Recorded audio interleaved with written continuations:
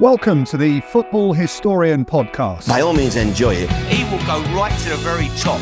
Dos, tres, cuatro times. Here we go, Germans. I will turn these results round. All right, that's good manners. There's animosity, but there's no fight. If you can't beat them, join them. How do you make me feel sick if I look at you? No, I want to fight here. Don't drink, don't sleep with women, don't drive fast cars. Sometimes it may be good, sometimes it may be shit too! Hello, welcome to the Football Historian Podcast. Today I'm delighted to be joined by David John Jaggs of the Ragamuffins. How are you doing? I'm terrific, how are you? I'm alright, yeah. We're going to pretend that the last half an hour didn't happen and just power through, yeah? This is definitely, you've just walked in the door, all professional. Easy. Press record and off we go. Yeah. Well, I keep saying, first of all, is who are you and why you're here, but my dad's told me to stop asking it, so who are you, is what I'll say. Who are you? Who are you? So yeah, I'm a singer, I'm a musician, I'm a songwriter, I suppose a performer, but that's always a weird thing to say.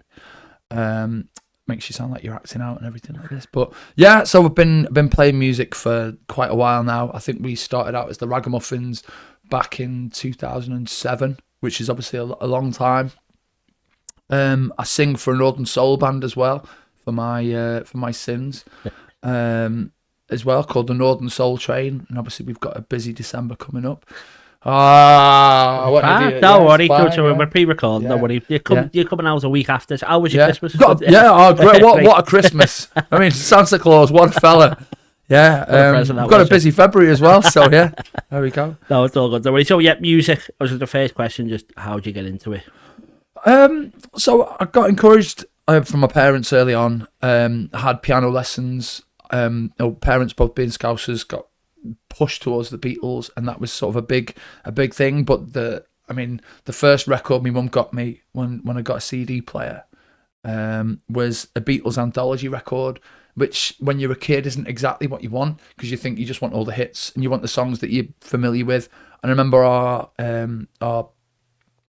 head teacher at my primary school was she played the piano, and she used to try and sneak Beatles songs into assemblies and things like this. So I remember things like Yellow Submarine and All You Need Is Love from her playing them on the piano, and which is just bizarre, really. Yeah. But it had all the kind of acoustic outtakes and things like this, and little snippets from them on the Morecambe and Wise show. So I was quite well versed in Beatles history, but it's got all the kind of rock and roll things as well. And it was obviously quite frustrating that all the songs were on guitar and I was learning piano. So at the time, despite learning piano, I felt like, oh man, I wish I was playing guitar. That looks way cooler.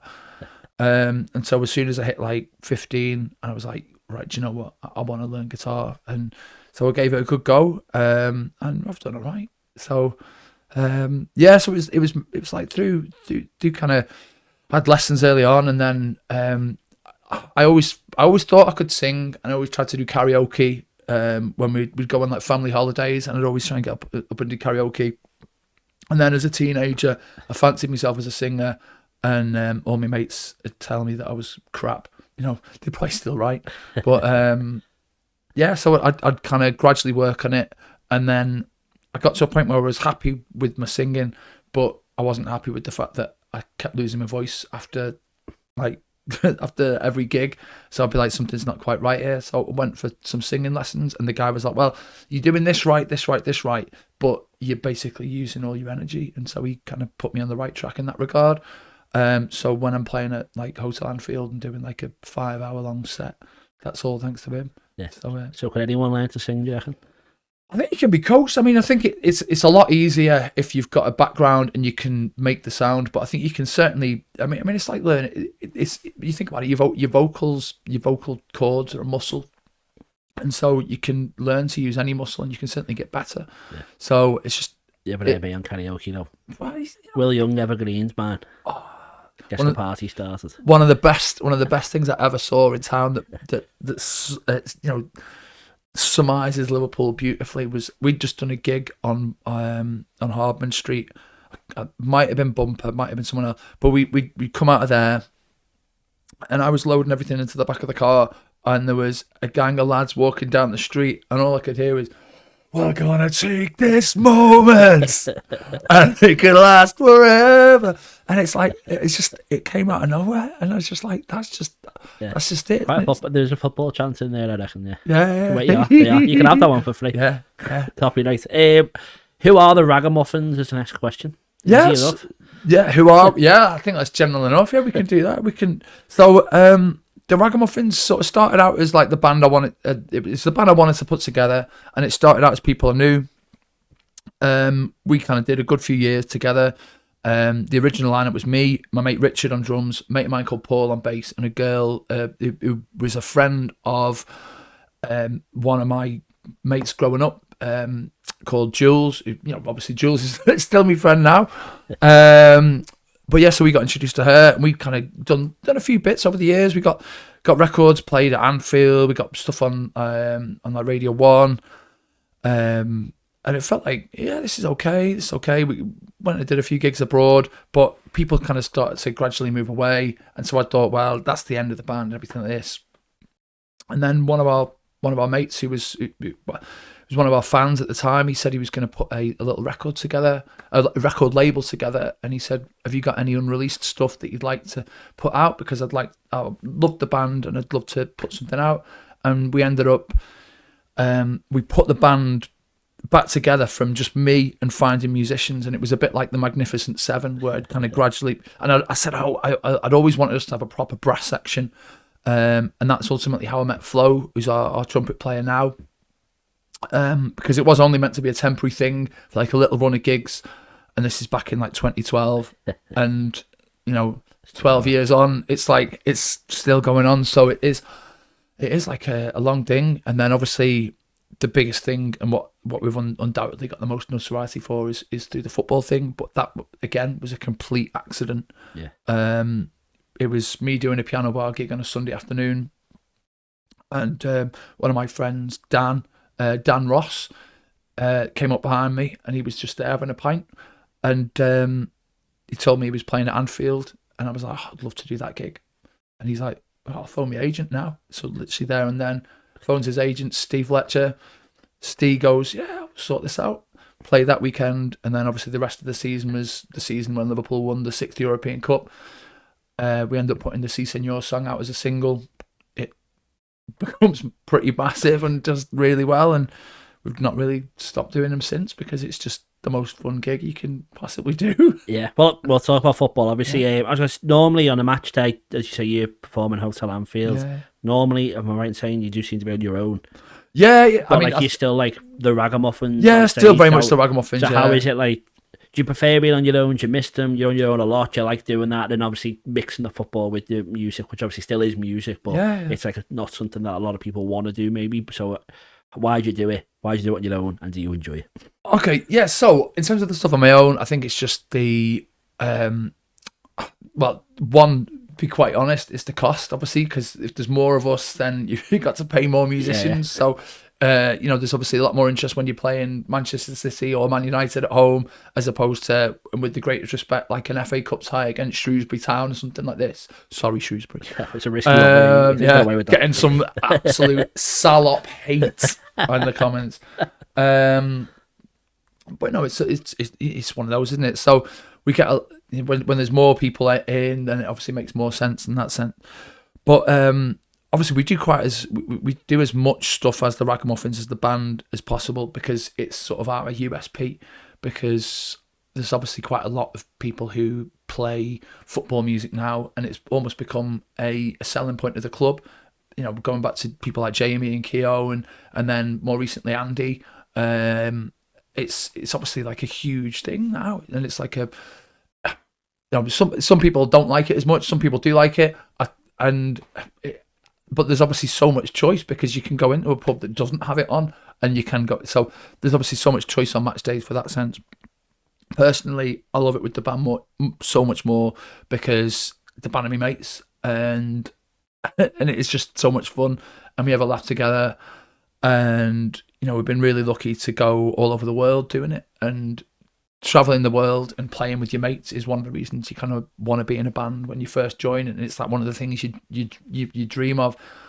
So it is really good fun, and also the interactive thing of if you can catch a moment, and I've sort of said this recently. It's like some of the things we've managed to do where we've been playing a song and something has happened in football sense, whether it's us playing after a big game and a big moment, or if there's a big moment going on in another game because of the nature of league football, you can have a moment that's sort of like, you can't just get it from music alone, no matter how big a high a music event can get.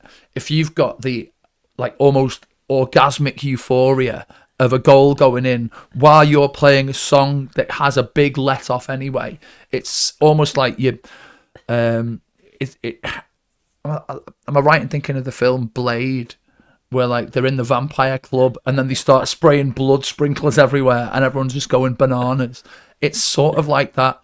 So the other week we were playing we were doing before the Liverpool Villa game, and obviously the City result happens when they got beat by Brighton.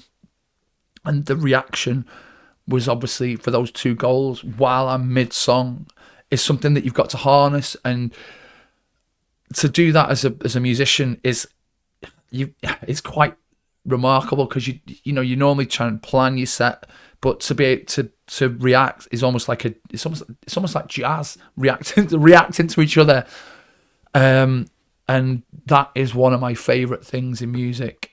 Like the way that you interact with the crowd, and to interact with the crowd in that sort of really heightened senses level is just amazing, and it's one of the reasons I still love doing it. Yeah. How about maybe next time throw some blood at them all as well? I guess some. Well, I mean, blood sprinklers at Hotel Anfield. We were going to do that for the Halloween game, but I think we were away at Brighton. So maybe next year. Next year.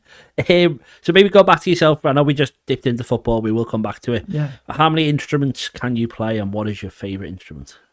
So I play, piano, keyboard, organ, all that sort of thing is pretty much just all the same one, isn't it? So I got roped into playing pipe organ at one of my friends, one of my wife's friends' weddings. Obviously not now my friends as well, because you inherit them all. But so I played pipe organ at their wedding. And I think it was just assumed, you can play piano, you can do this. And you're sitting in a church and playing this huge pipe organ and being playing Pasha Baal's Canon. And then she's quite a nervous girl, is Sam. So Sam just like legged it up the aisle because she wasn't enjoying all her eyes being on her. And so I was like kind of and she's like, and I've got the real organist tapping me on the shoulder. Yeah, she's at the front. You can finish playing. I was like, I've learned this song. I'm gonna play the thing. Oh yeah. So yeah. So that's not your favourite then. Passion. Pipe organ. Not up there, but yeah. There's so that, but yeah, piano. So that and guitar really. But obviously, when you play guitar, you can play a bit of bass and things like this. But that is to do bass players a disservice, because the feel you need for a bass is just a completely different thing from guitar. And so when you see you on a match day, I think it's the Jota song, if I'm right in saying this, I feel like that shows off your musical talent, because I don't feel like I'm disrespecting you. You go into a pub, there's music on, you're having a pint, you talk about footy, but then when you start playing that, I think even my dad would turn around like, hey, he's quite good, this bloke. And he was the first time he saw you. Which one? The Zombie Nation one. Yeah. So like, and you're playing like 5 different things, your time, and you go, and you're like, the loop pedal stuff. The loop. So yeah, the loop pedal's a bit of a, I suppose, an instrument of itself. So yeah, maybe that's 3. But the loop pedal's hilarious, because obviously seeing it. I suppose someone like Ed Sheeran popularised it to a degree. But I was aware of them before that, but then I was like, well, I wonder what you could do if you put like a keyboard through it, and if you could work out drums and things like this. So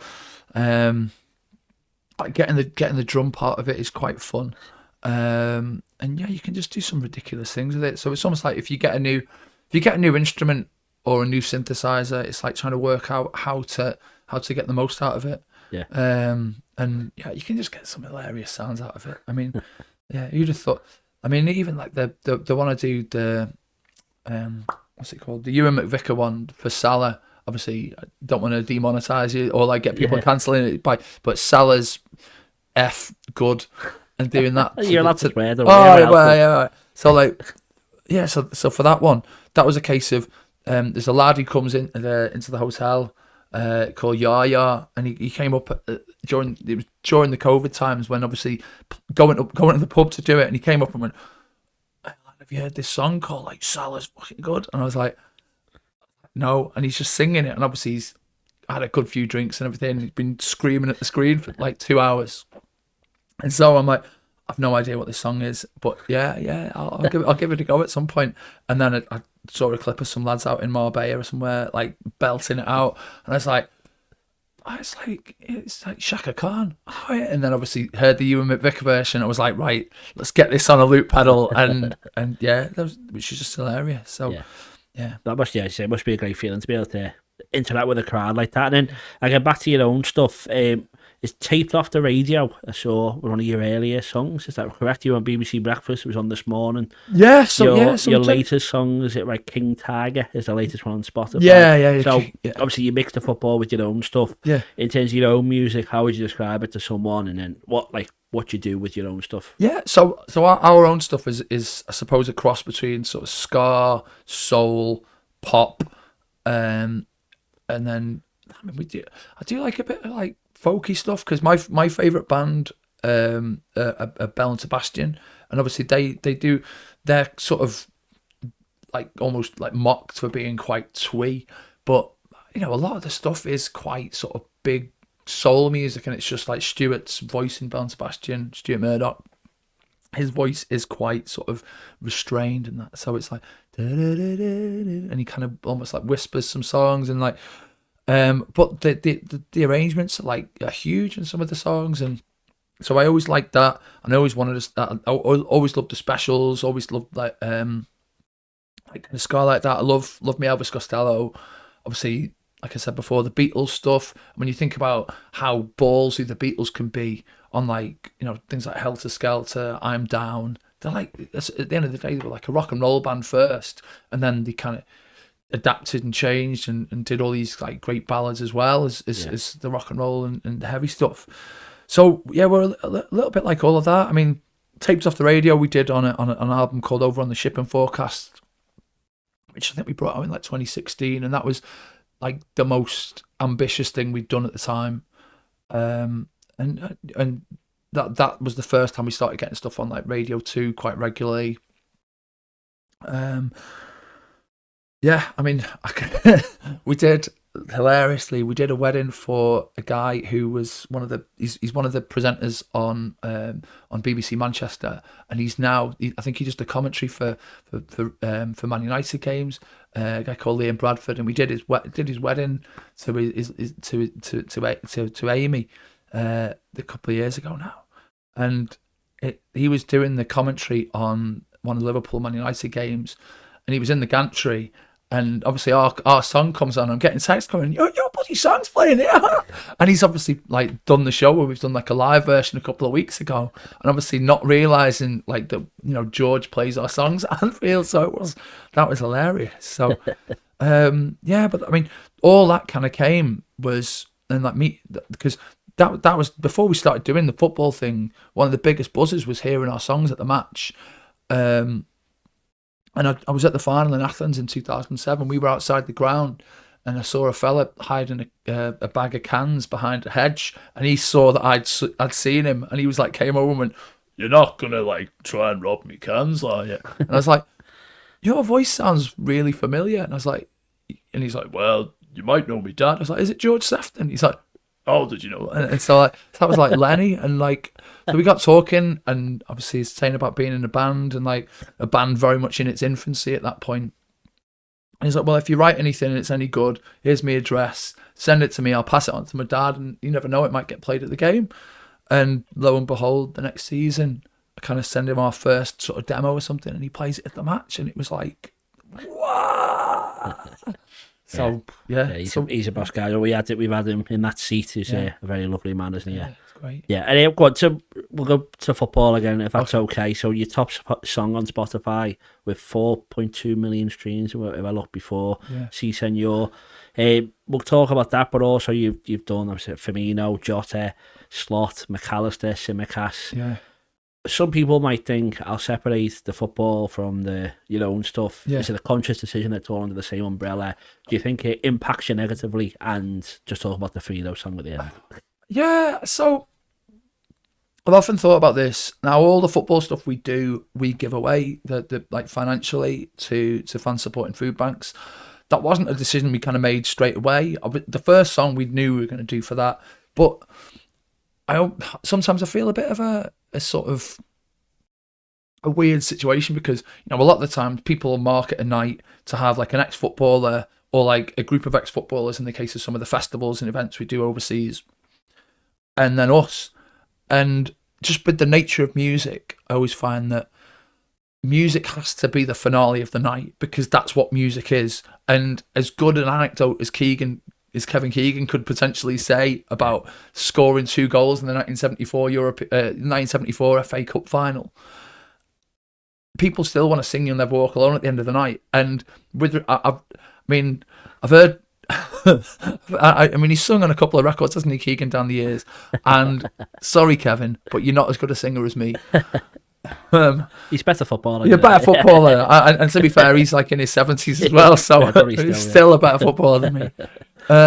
So it's just the nature of music. But the reason, the people on the headline of the poster and the main draw of the poster is the footballers. Yeah. So I almost feel a little bit, it's like embarrassed as a football fan and as a Liverpool fan when it's like these people who you idolised growing up, they're sort of like watching you finish the night, and it's like, just sit down there, lads. And it's like, God. So I've asked a few of them. I was like, do you ever feel it? And they're like, no, it's just how it is. And so yeah, it is interesting that.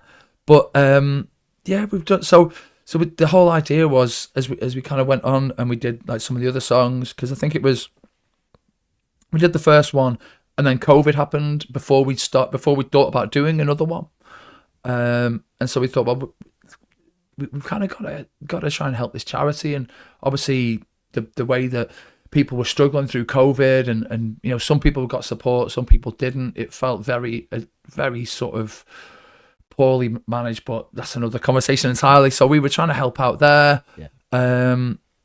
We actually they used one of the donations we did to donate to the food banks over in Manchester, and that got a lot of publicity, which ultimately led to Man United and Man City, out of sort of guilt a little bit, donating 50 grand each, because I think Liverpool and Everton had both made a donation. So the food banks in Liverpool were okay at the time, and the Manchester food banks were saying, well, we're struggling here. And so they used the donation and songs to get a bit of money out of that. But it sort of felt like, well, do you know what, let's just carry on with this, because it's like the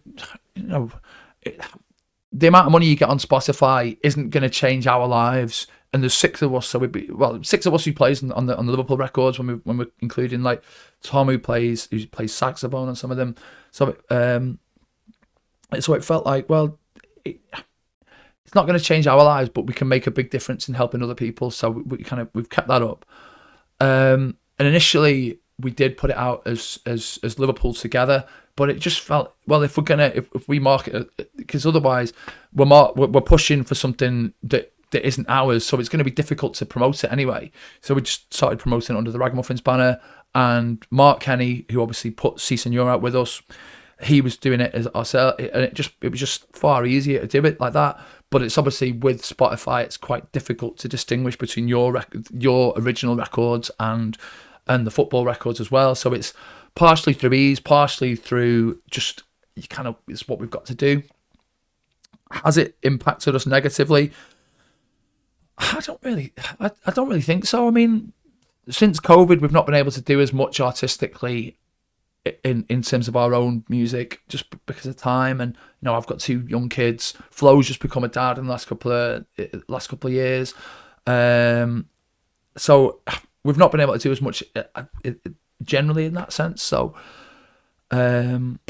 yeah. You enjoy doing it, and you do it for a good cause. God, yeah, exactly. It's got 4.2 million streams. I mean, that must be pretty good to see that. It's insane, and yeah, obviously with things like Spotify, you can directly see when it's had spikes, and it's great to sort of correlate that with huge significant events in Liverpool's history. So after the 7-0 against Man United, the spike was insane. After when we won the league, obviously people must have been listening to it at home. We've had people telling us they had it on in the delivery room when they were having their kids. It was Kenny Dalglish's ringtone, which is just. I was going to retire. I was going to just go. Do you know what?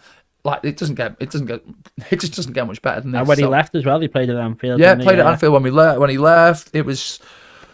Yeah, he had it on his phone. So his wife was playing it when he scored the winner in the in the Club World Cup final.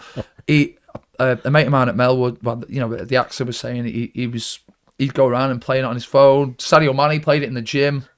It's just like insane. Yeah, That's the reach that you can get, and obviously that helps with Liverpool being big and also the songs being good. But say that you've done a host of other players as well. So we had Andy Hodgson on last time, who admittedly said he didn't make the Lewis Diaz song, but he made the Lewis Diaz song what it is and playing it. So is there a chant or song that you think you've helped put out to a wider audience, and is the one that you've started or you want to start that you think could be the new Lewis Diaz thing? I'll push that last one because my little boy there's one he sings all the time, which is hilarious. But yeah, for me, it was a song. It was a chant before we put it into a song, and that was the thing when we'd started doing the match day gigs around that time, and we very quickly. We'd seen all. Jamie had been going for a couple of years. Boss Night had been doing their thing for a couple of years, so we had like a blueprint of like, well, we could do this, but it's like, well, if we're gonna do it as like full band entertainment on a match day on the stage outside the ground, which is what we were doing at that point, then we've got to do it as like a little bit more to the original record. So obviously it's easy with things like Salah for like sit down. It's easy for like Fields of Anfield Road because you've got like a traditional song there, but it's like, well, how can we turn songs that are a chant how can we turn something that's a chant and make it into a song? And so Si Senor was the one where I just did a little quick demo, got my daughter to sit on my knee, play on one of the formula tins, got that done, sent it to the boys and go, right, can we learn this for the next game? And so we'd done that, and I remember Gibbo from the Anfield Rap sending a message going, that Larissa, Bobby's wife, was dancing to your song, your version of the Firmino song, as she was going in the ground. And I was like, I did not know that, but that is pretty cool. So let's be honest, it had been a huge thing anyway, but obviously the way that happened in Madrid and the fact that they used our song then at that moment, it's like You'll Never Walk Alone, and then the players all rushed to the fans, and then and it's like, I'm guessing you don't know that's happening either. We had no idea that was on. We got told it was on a playlist for Madrid.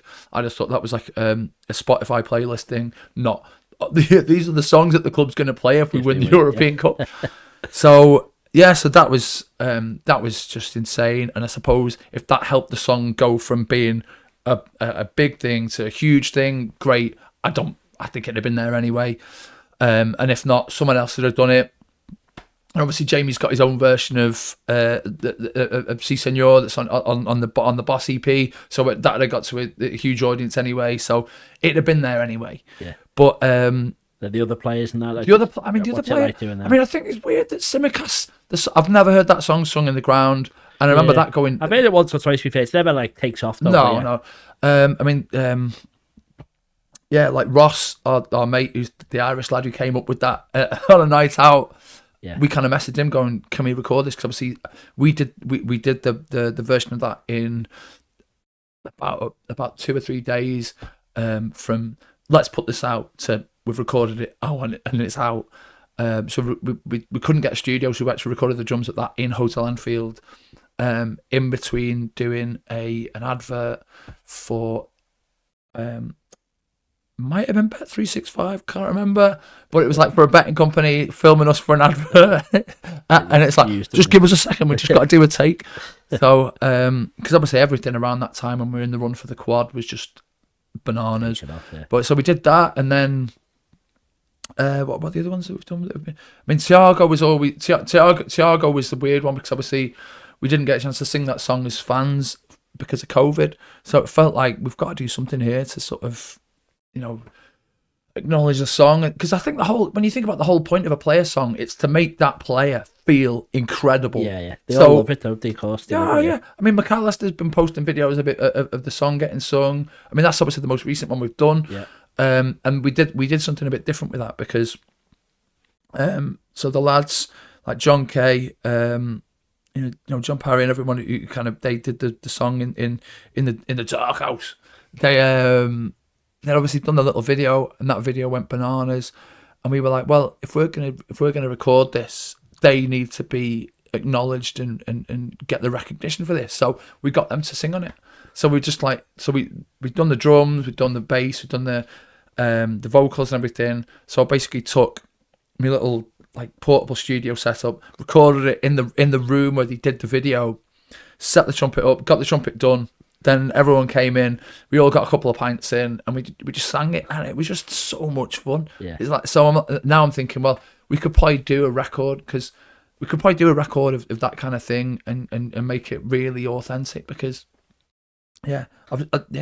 They were asking about the Ozan Kabak one as well. That was my missus is a blue, and even she was like, I can't get that song out my head. She's walking around the house singing Ozan Kabak. That was that LFC TV. Did that, or was that just they put you on there after? Or? No. So we did a video for the Anfield Rap. We did a live one at the Hotel Anfield for Red Men TV, and there was a fella.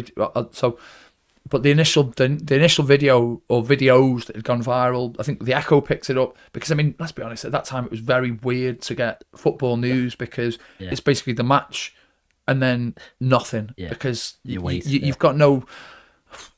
So it's anything that was content related was huge, and it was the first gig I'd done after the second lockdown, the second proper mad one. So I think we were playing Leeds away on the Monday night. All the talk was of the Super League, and I'd come up with this, and I COVID, not much going on. I'd learned how to play the Tetris theme as a sort of thing to get my daughter to dance to, because she'd do this little dance where she'd spin round and go berserk, and she was on 2 at the time. So I was like, well, this is fun, isn't it? Bit of a joke, Tetris. And I just remember thinking, how good as a football song would this be? And so there we go. We just had to get the right player, and then I was sat on my phone. I think we had a hospital appointment, and Mrs. had gone in, because obviously COVID, you can only go in one at a time. So I'm sitting in this room, socially distancing from everyone, checking my phone on deadline day, and it's like, Liverpool sign.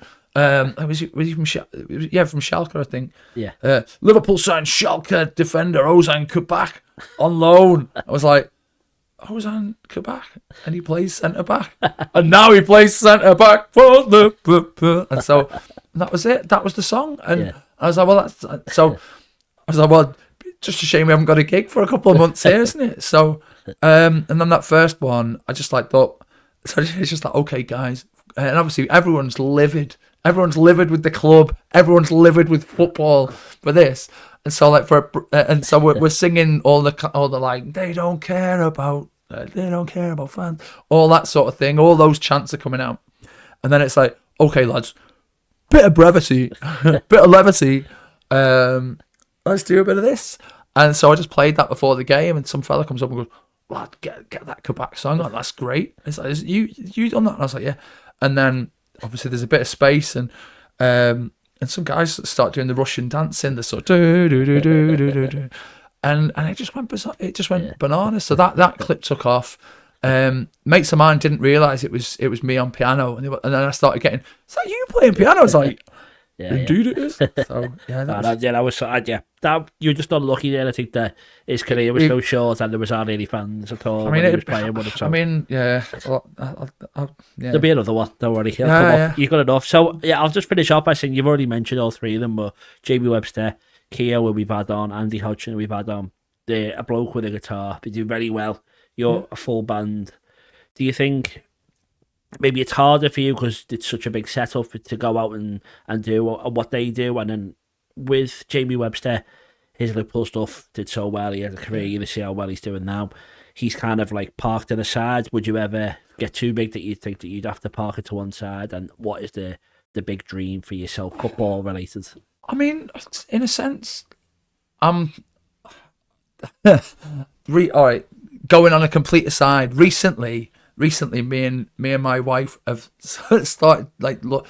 Obviously, when you have kids, you start to panic about how they are, and so we looked at ADHD and because we were contemporary going, I wonder if he's just not there. And then we looked at the adult symptoms, and it's like, David, have you got ADHD? I was like, God. So I have a really short attention span and I get bored very easily so I need something different going on all the time, which is why I do the soul band, which is great fun. And, we do some really good audience. We do kind of theatre sized things and we do festivals and things like that.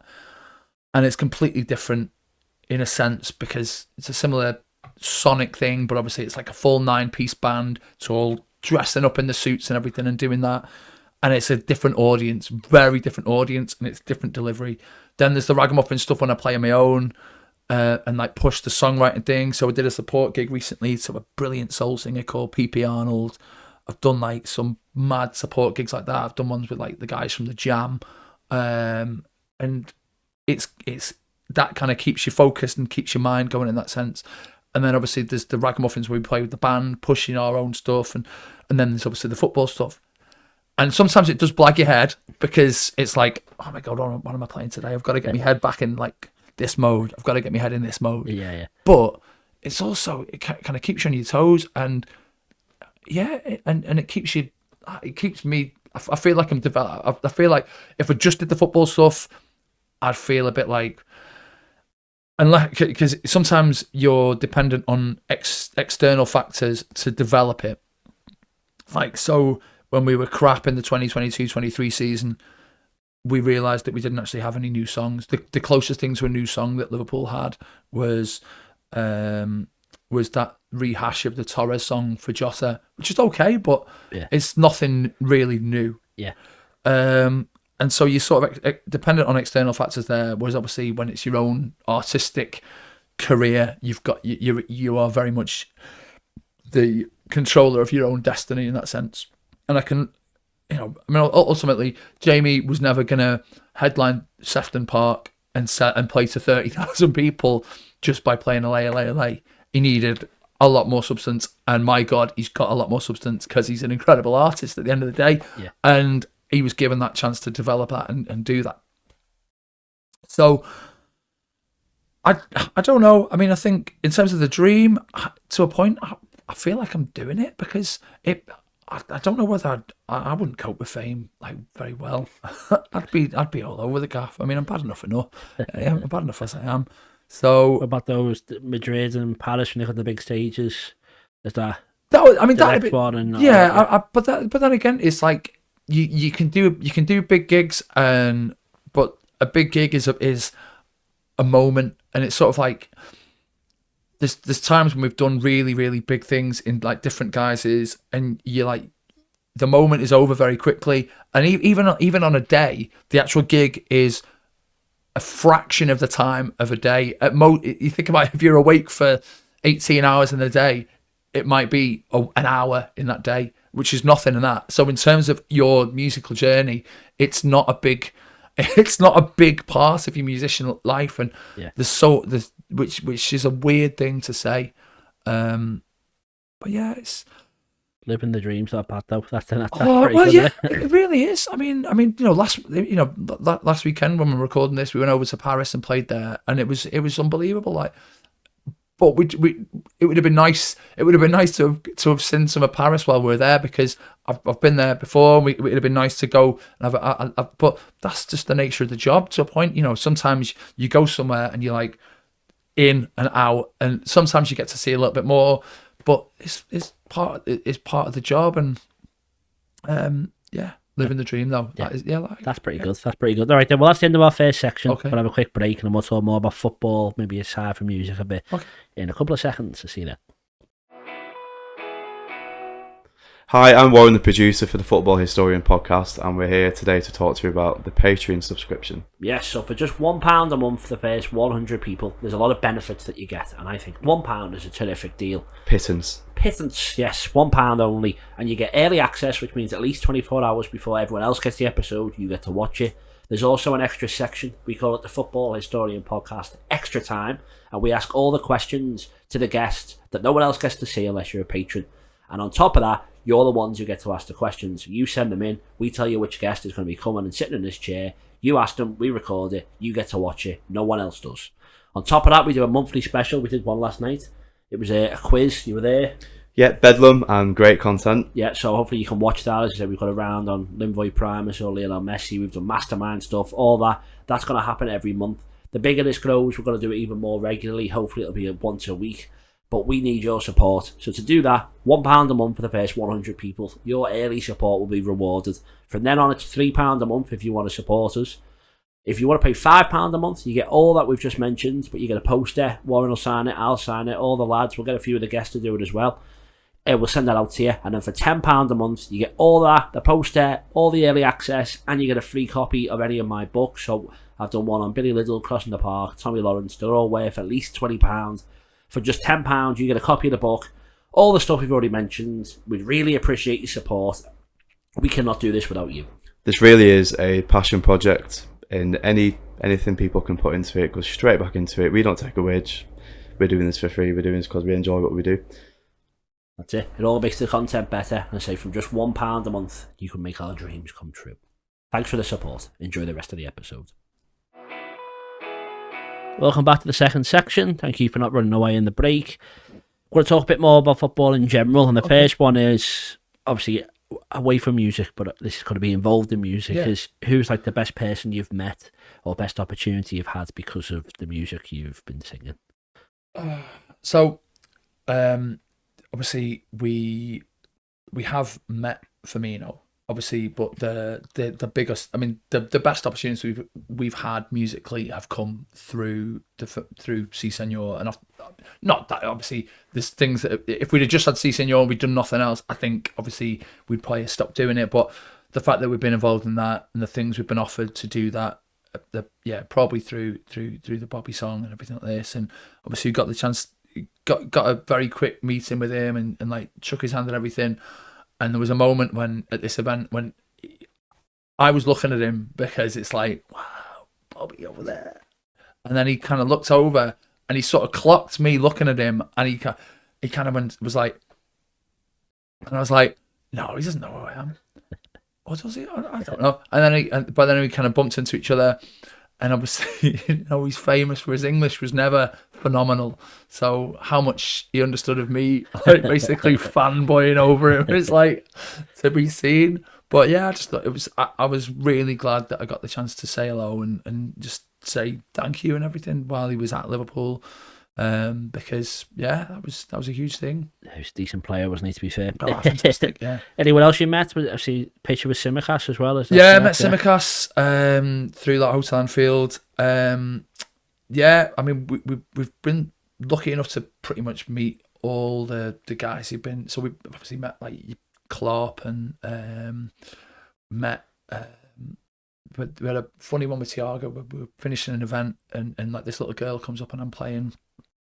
I'm like, I've got my guitar, and like what I do when if we're ever doing an event and there's like kids there, like, and the inevitably want to play your guitar, you kind of hold the chord and let them basically strum the strings. And then this little girl's doing that, and then her dad comes over, and her dad's Thiago, and it's like, all right, lad, how are you? You picked the right kid there. Me and Thiago are just having like no kids sort of like dad to dad chat, which is just like surreal. So we met that, and then yeah, the best one, and I love this. And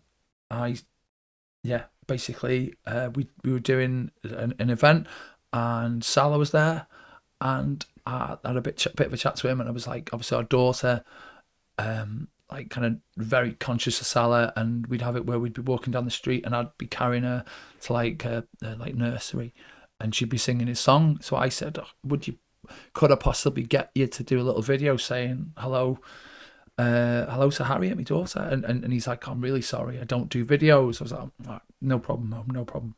And he goes, whoa, can she do FaceTime? It's like, well, she's only 4 years old, but I'll just so phone my mother-in-law. It's like, answer the phone now, answer the phone. And so it's like, oh, hello Harriet, yeah, I've got someone here for you. It's like, so picks up the phone. It's like, hello Harriet, and he's amazing. It was so, honestly, couldn't have been nicer. However, I did then have to face the backlash of my mum, because my mother-in-law, not a Liverpool fan. My mum, huge Liverpool fan. Reason I am a Liverpool supporter is my mum. So she's like flip round the ear all. Phone Alan, come to phone me. So yeah, so she should have been looked after it. Yeah, well, one of them, isn't it? Yeah. So. And then, I'm sorry to do this because you've already told me off camera, but can you tell the David Johnson story again? Because I like that.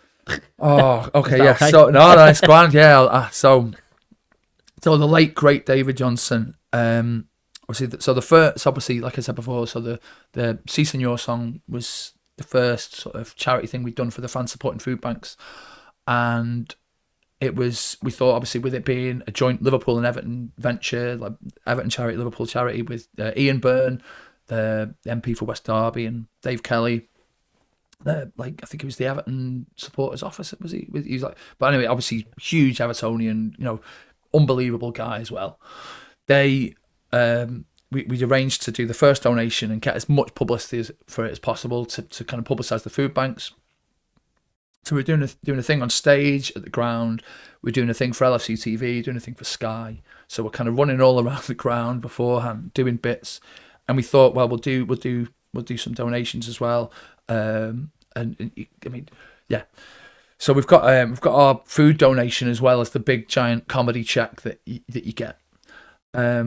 And for me, the start of that day, Liverpool Everton, I think the game we end up winning 5-2. I phone up Dave in the morning, because I woke up in the morning and my cat had died, and he'd been sick with lymphoma, so it was like on the cards, but obviously it's still a sad thing when you get it. So we'd had all this like special food that we'd had to buy for him, to help him digest it and everything, and we had it all, and it's fucking dear, to be quite honest. So we're like, well, I don't want to just throw it away. So I phone up Dave and I go, well, obviously, people who've got cats are going to be dependent on the food banks and everything. So do you take donations of pet food? He was like, well, yeah, obviously we do, but it's not something people often think of, so it's a really useful thing. So I got this big tray of pet food, as well as our donation for the food banks. So we're going down from the stage on Paisley Square at Anfield, past the main stand, down to the Annie Road end where we're filming for LFC TV. So me, Mark Kenny's there with the check. We're both carrying a box. Mark Kenny's telling me about how some of the events that he's organising in the future. And lo and behold, he's saying, oh, hang on.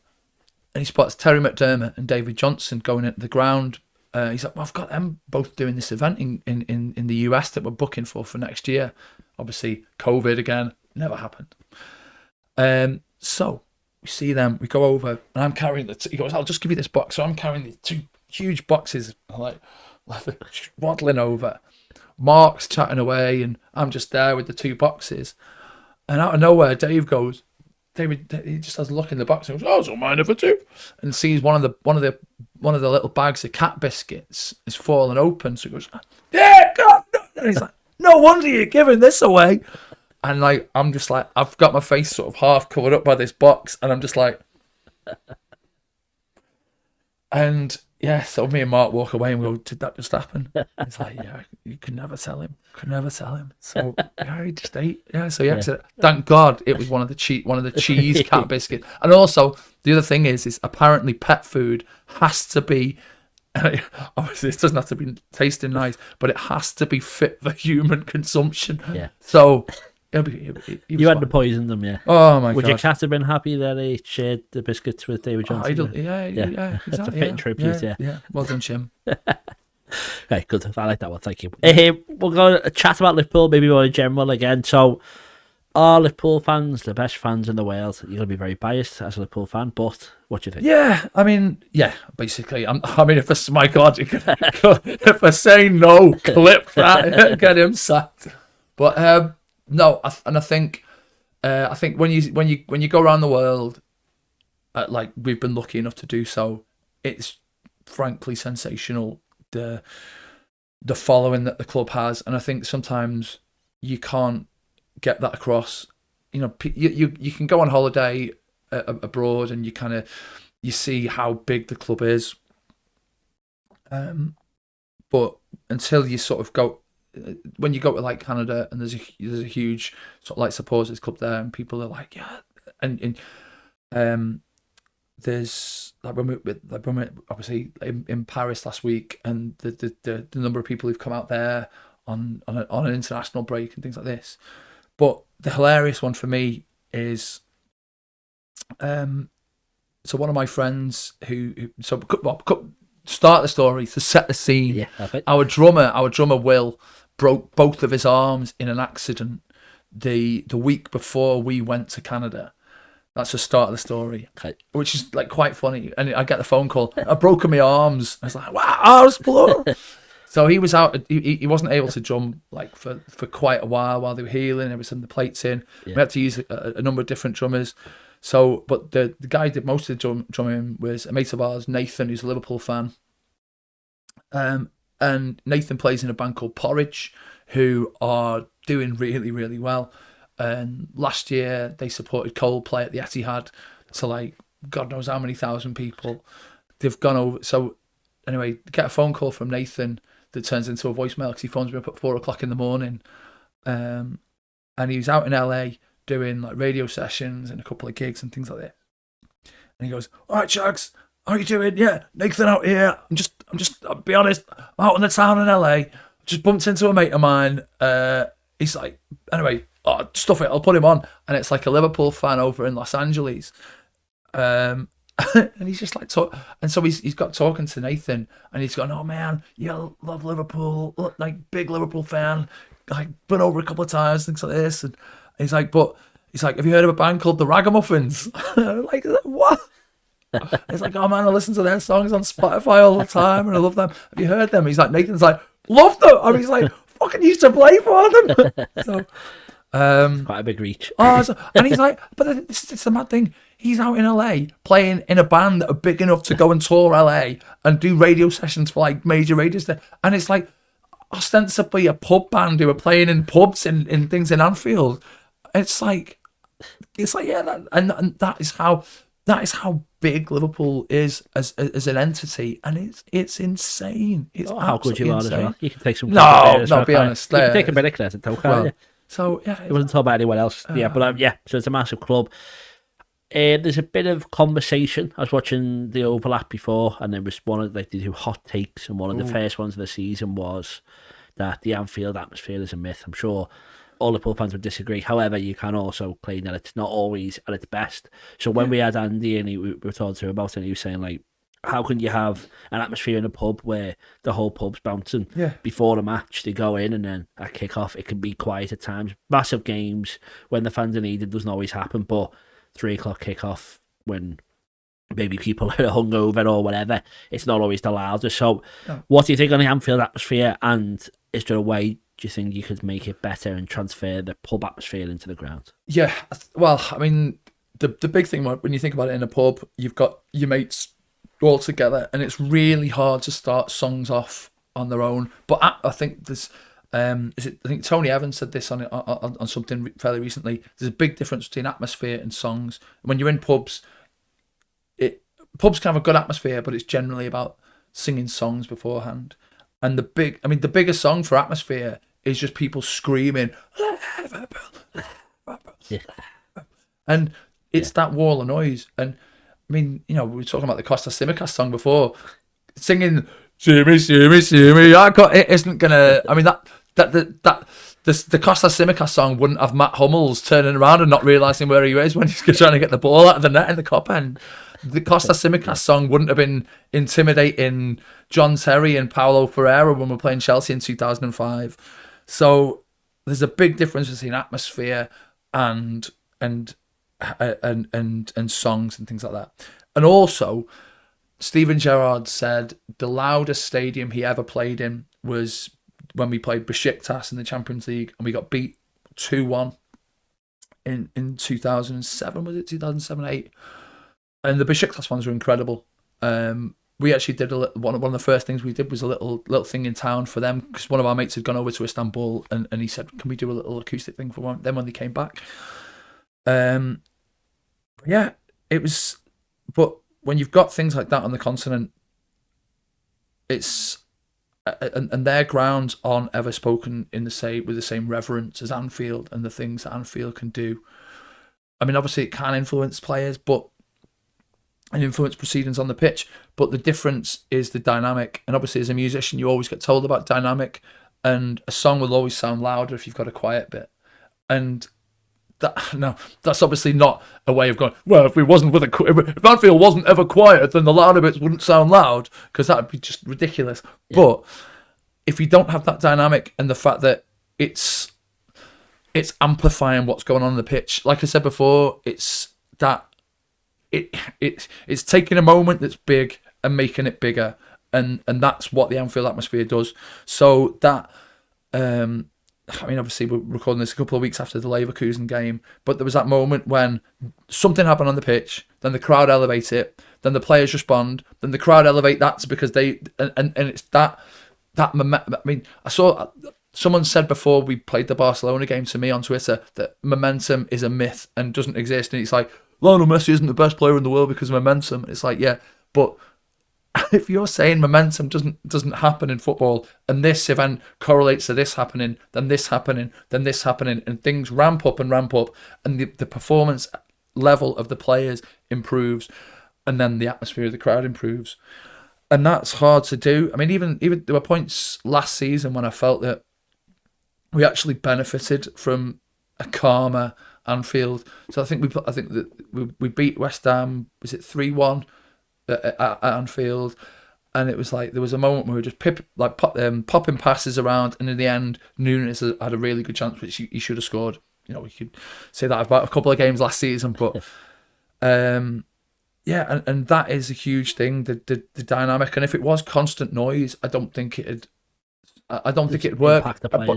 But that's the difference in English football, and that's something that isn't exclusive to Anfield. Yeah. So it's reactive. It's a reactive thing, and the crowd reacts to what's going on the pitch, whereas the loudest parts of the crowd on the continent are noisy throughout, which is great, but it won't elevate. Yeah, we used to. I think, as you say, it's emotional more than anything. English football, not just Anfield, as you say. And I think Klopp even said, like the Dortmund fans sing all the way through the game. But if you're 3-0 down and they're still singing all the way through the game, you're not going to be getting inspired by it. No. Whereas, rightly or wrongly, if you're quiet and then you start going, come on, then you notice it. You're like, oh, God, I better start coming on. Yeah.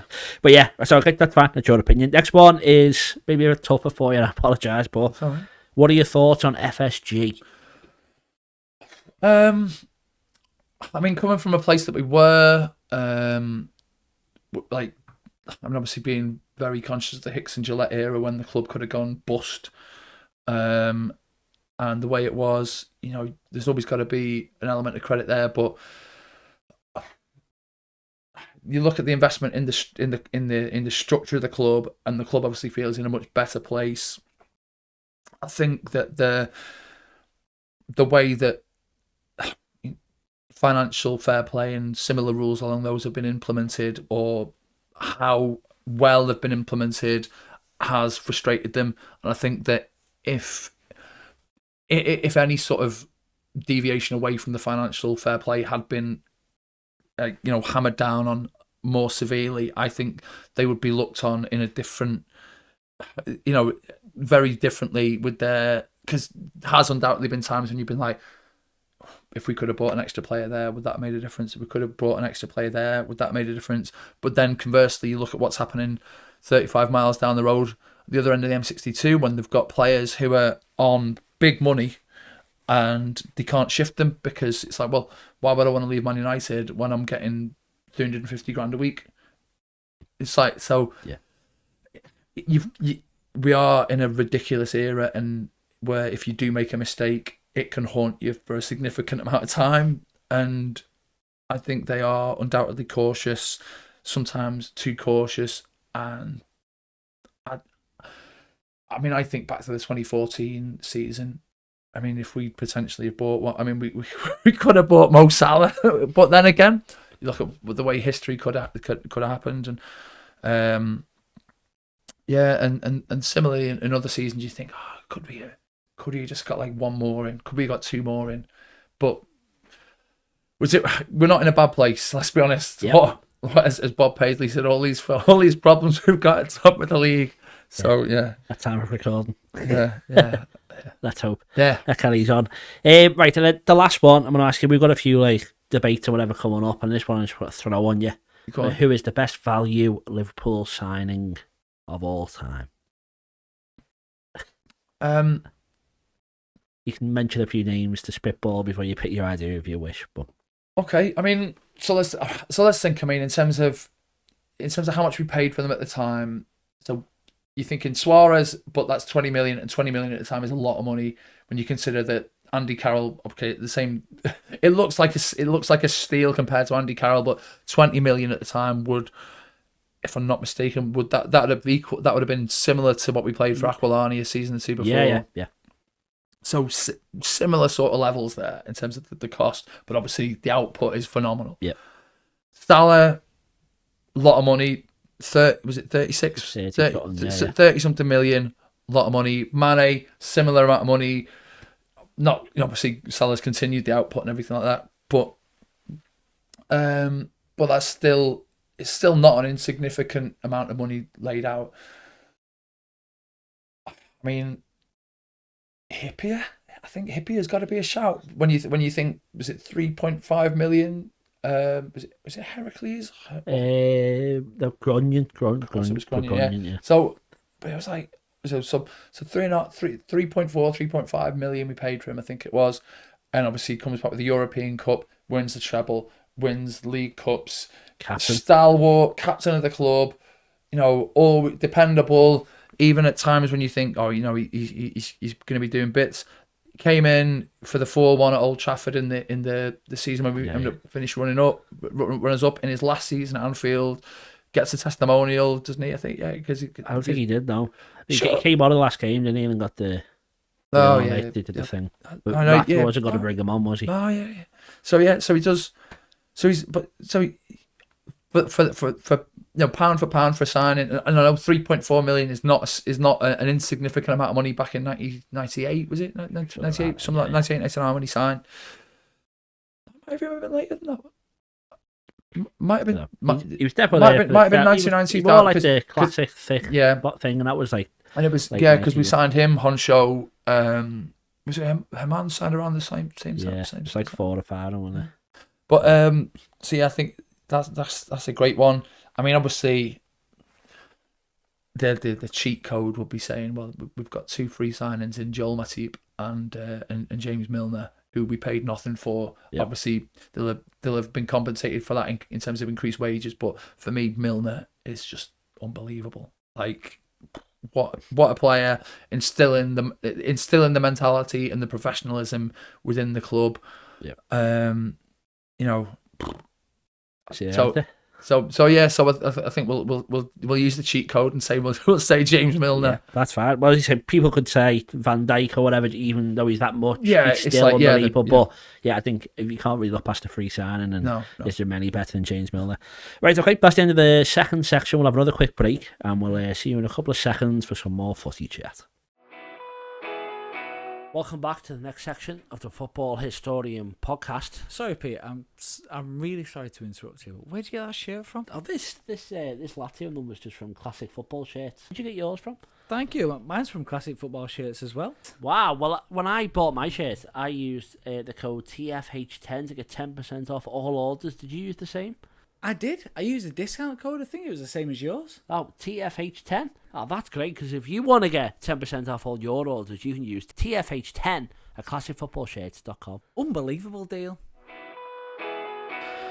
Welcome back, third section. I want to talk a bit more about football history now. So the first one I'm going to ask is, what's the first game or first memory you have of football? First memory of football would be, I'd say a couple of them. So my mum would always get me like football annuals and specifically Liverpool annuals for Christmas as a sort of way of trying to move me away to being a Liverpool fan, because my dad's a Blue. So it was sort of like, obviously my dad would be away at work and things like this, so my mum would be like, hey, get on this. So I'll be on this. But obviously my dad's got, like, he's one of 4 brothers, and they're all Reds and he's the only Blue.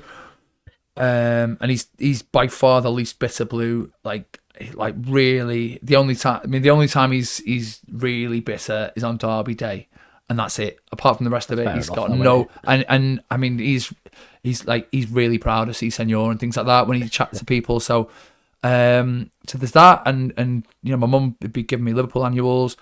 On a sadder one, I mean, I remember us being on a family holiday.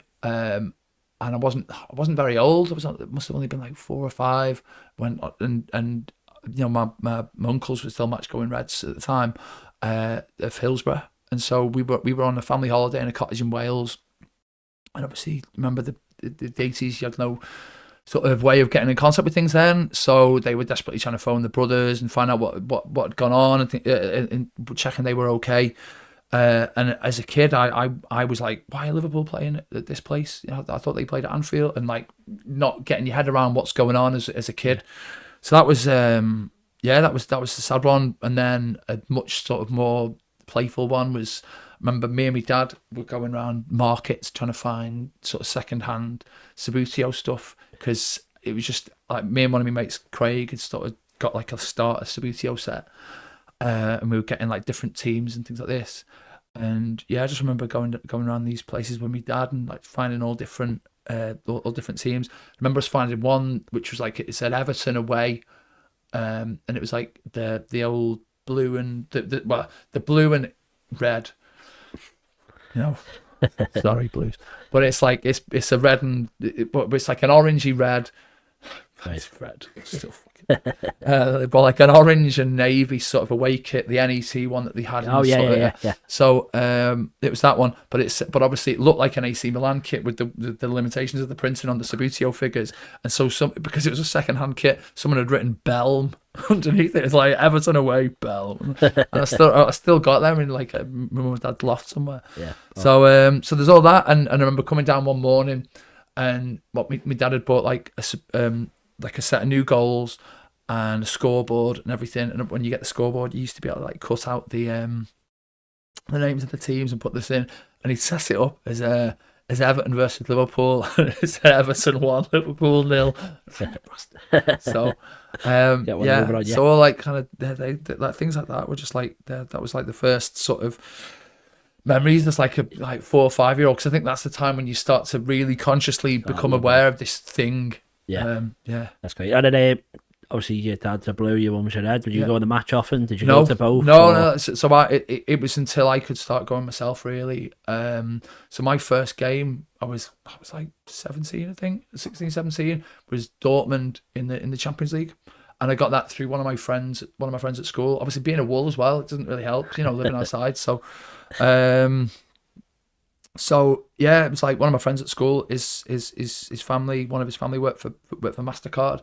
So we basically plugged that we were 18, and we drank way too much for like this, like in the thing. So there was like was when the Champions League was still sponsored by PlayStation 2, and so like the PlayStation 2 lads were on one table. We were on like the MasterCard table as the only MasterCard people, and they were having like a competition where they were like seeing how many bottles of it was still Heineken, was that still a Heineken, but whatever it was, like the Dutch lager, like how many could we put in? And obviously we're all in our suits, so we looked quite. They weren't asking us how old we were. It was like we were not 18. Yeah. A few beers that night, then. Yeah. Stephen Wright, bumped into Stephen on a plane going on the way to Norway and I was like, yeah, you played in my first ever game. Yeah. Make him feel old. Yeah. What's your favourite game then for Liverpool? So you can maybe one you've watched, one you've been there. The most bizarre one that was at is probably winning at the Nou Camp in like 2007, because the golf club game. Yeah, the golf club game. Just because, like, when you think about that, the Barcelona team then is insane. I think a lot of those games from like 2005, the run, and the Chelsea game was still probably the top atmosphere that I've experienced at Anfield, just because when we were talking before about like a wall of noise, but it was like constant, and it still went up a decibel when it needed to. Yeah, which is just that really was incredible. So around that time, those sort of games were like, that was something special. Yeah. But to win in the Nou Camp and that is it's just insane, really, isn't it? Against the European champions, with like probably the best player in the world, what's the word? The next best player in the world in Messi. So you got so, and then and to somehow pull off that result with Risa kicking the ball with his right foot for the first time in his entire career.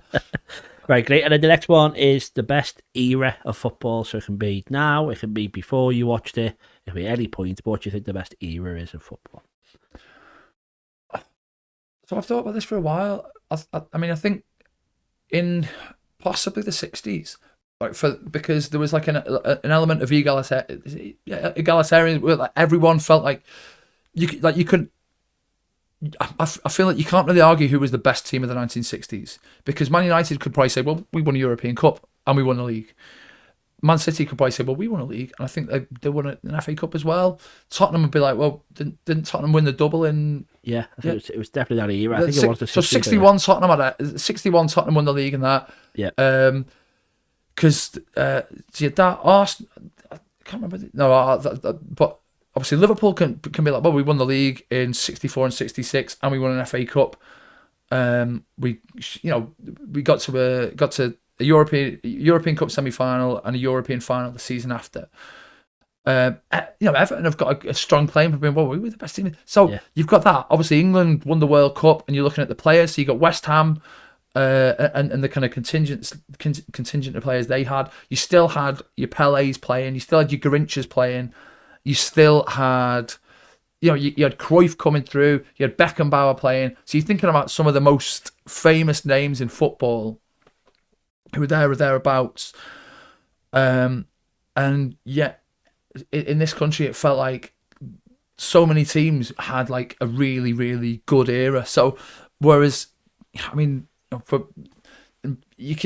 nowadays, I mean, I think people who kind of dismiss nowadays in terms of football and the quality, I think it's unbelievable. Like when you look at the fitness and the technique and the things that players have nowadays.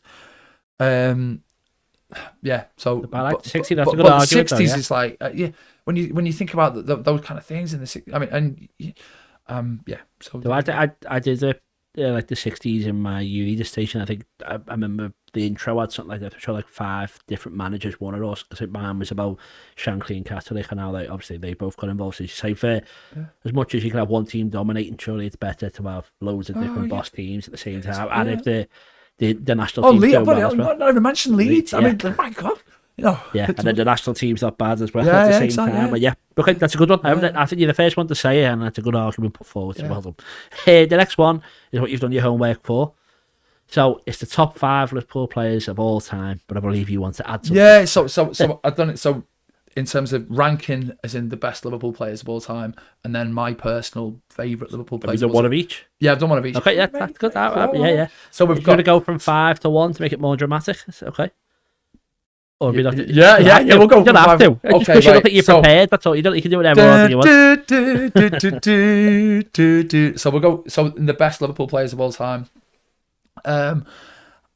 In a particular order, so I'd go number 5, Graham Souness.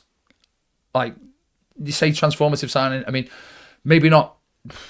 Well, before my time, but when you think about changing a dynamic in midfield, and came in from Middlesbrough, phenomenal, powerful presence, feared, because you had to be feared in football at that time. Yeah. You know, if you're going away and, you know, so you think about the story, was it Dynamo Bucharest, where he's like smashed the player's face in and things like that. He's like a terrifying fella. I mean, you wouldn't mess with him now. God. He looks like he's like in his 70s. He looks phenomenal. It's like when you hear about like astronauts, and because they were like astronauts, like, oh, it's like Buzz Aldrin was in his 90s and things like this, and it's like he looks about like 60, and it's like, well, because they're to send them into space.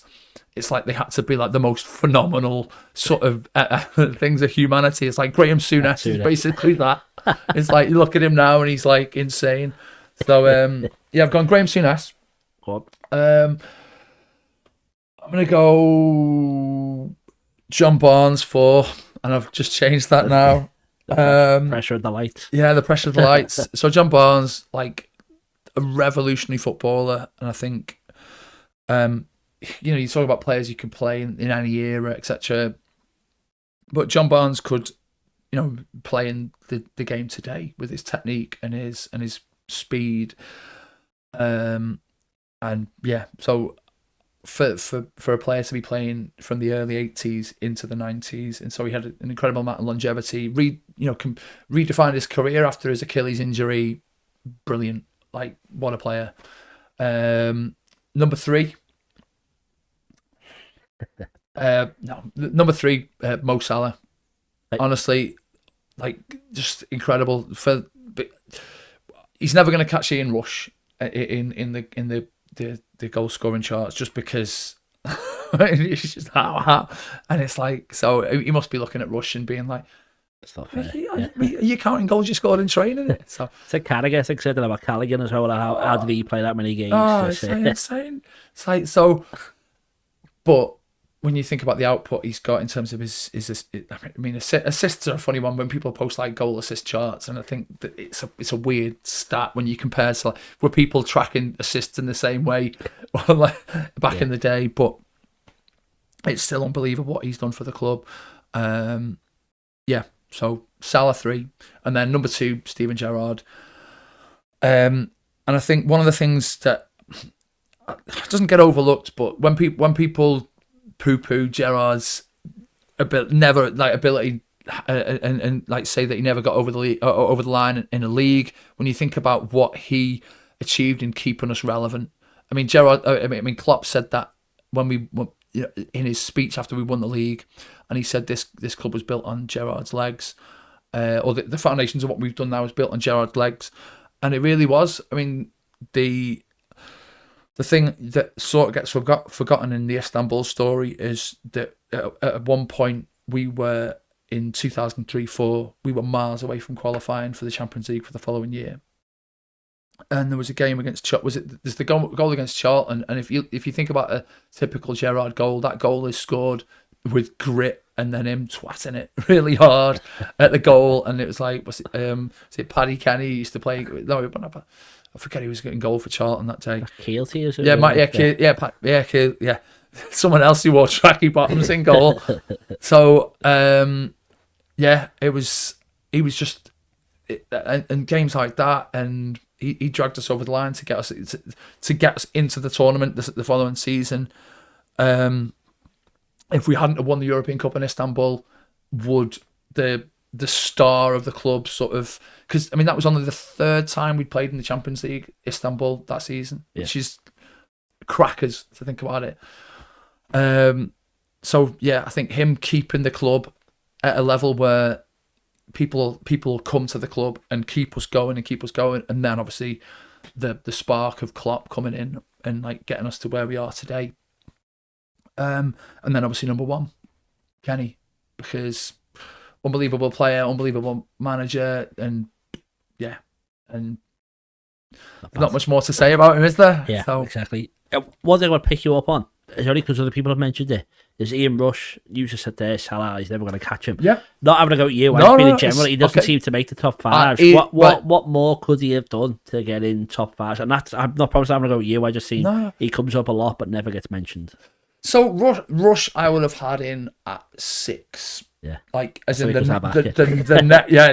No, I'm really seriously. messing with him, Yeah. But no, I would have had Rush as one down, because I think Souness was there for 3 of the 4 European Cups. I think Rush only kept.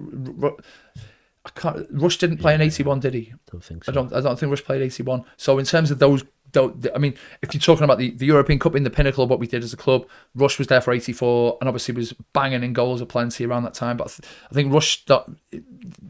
Apologise if I'm very much wrong on a podcast literally called The Football Historian. It's like, so I thought Rush was sort of like 82 onwards, as like when he was sort of like, wow, this guy. Yeah. And so I think someone like Souness obviously was there for longer. There's obviously recency bias, but I think Salah is incredible, and as an all round player, I just think Mo's incredible. Gerrard's Gerrard, and Barnes is Barnes, and I think in terms of ability, all round ability, I think Barnes shades Rush for me. But you're talking about, my God, it's phenomenal. Yeah, look, I feel bad putting you on the spot, but I just it's okay. Next one then is, you said you've got your favourite. Yeah. Are you open 5-1 again, or you just want to? No, I don't think this is right. So Barnes is in. I feel like I should get rid of someone and put Ian Rush in. So Barnes is there. He's. I mean, even as like as a player whose main attribute that he was known for early in his career, to have that sort of transformative injury and then still do bits. I mean, one of my friends who's a Blackburn fan and writes for like a Blackburn podcast, and for the main Blackburn fanzine, he credits Barnes' overhead goal in their league winning season as his favourite goal, an opposition player, or the best goal ever scored by an opposition player at Ewood Park. And my God, he's seen some drubbings that have suffered, so he's seen a lot of them. And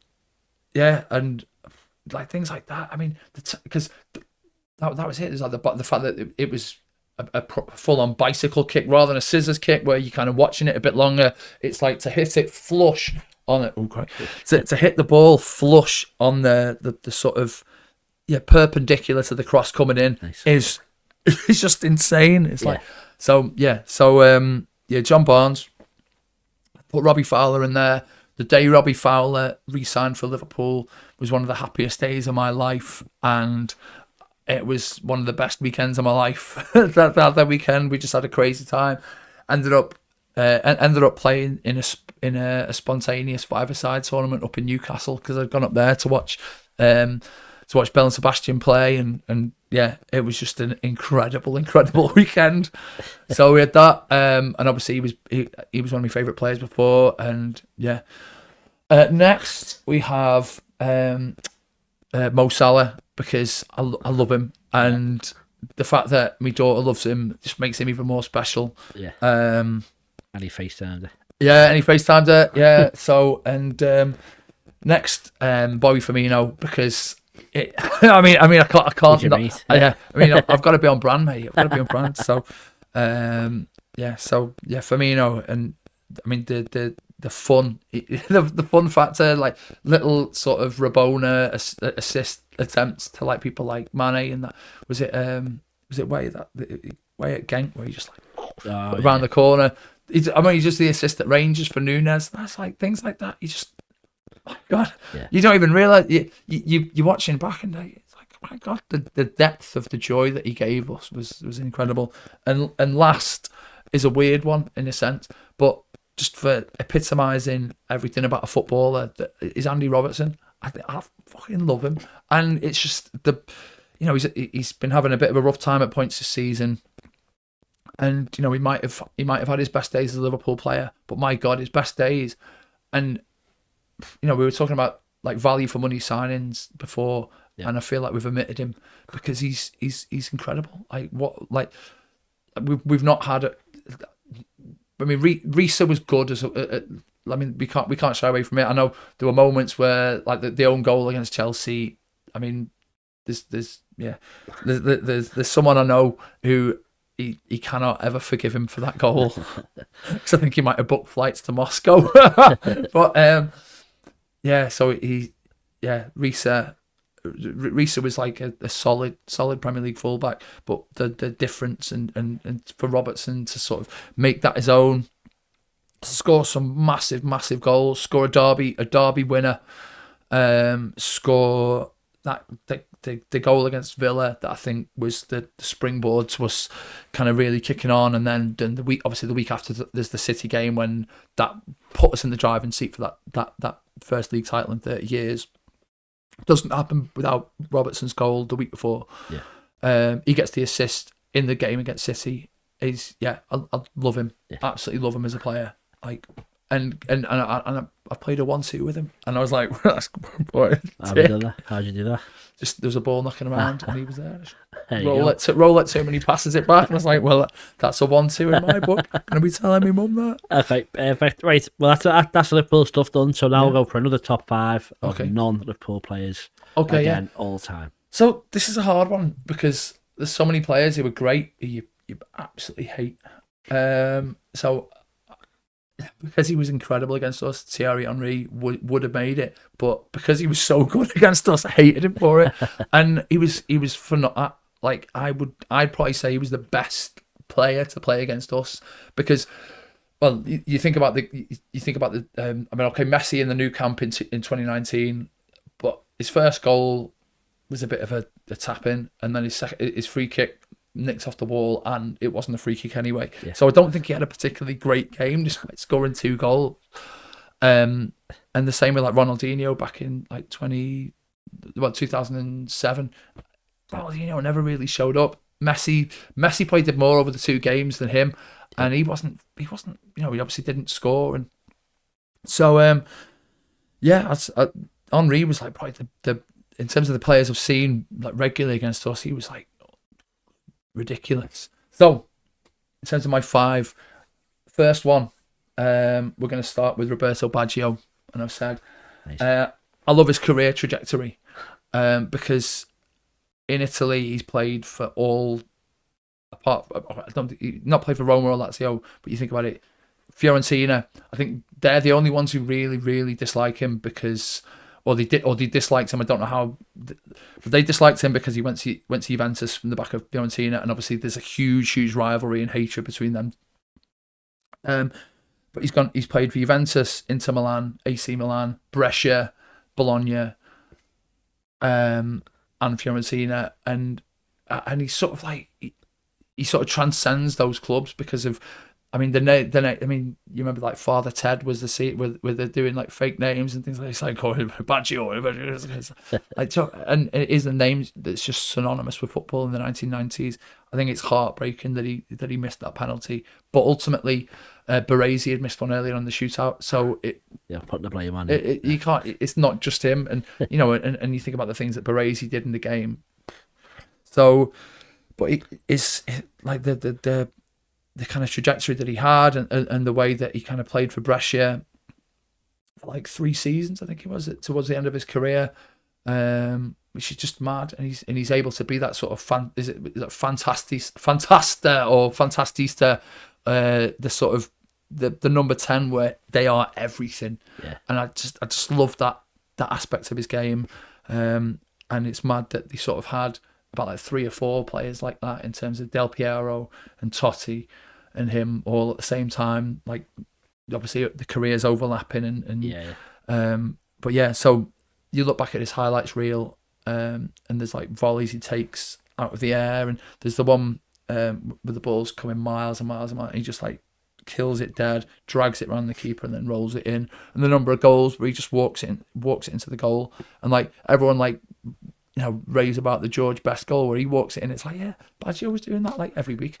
So he's a special player. So Roberto Baggio, I put Gabriel Batistuta because similar, obviously 90s Italian, like legendary name. Loved smashing the ball really dead hard.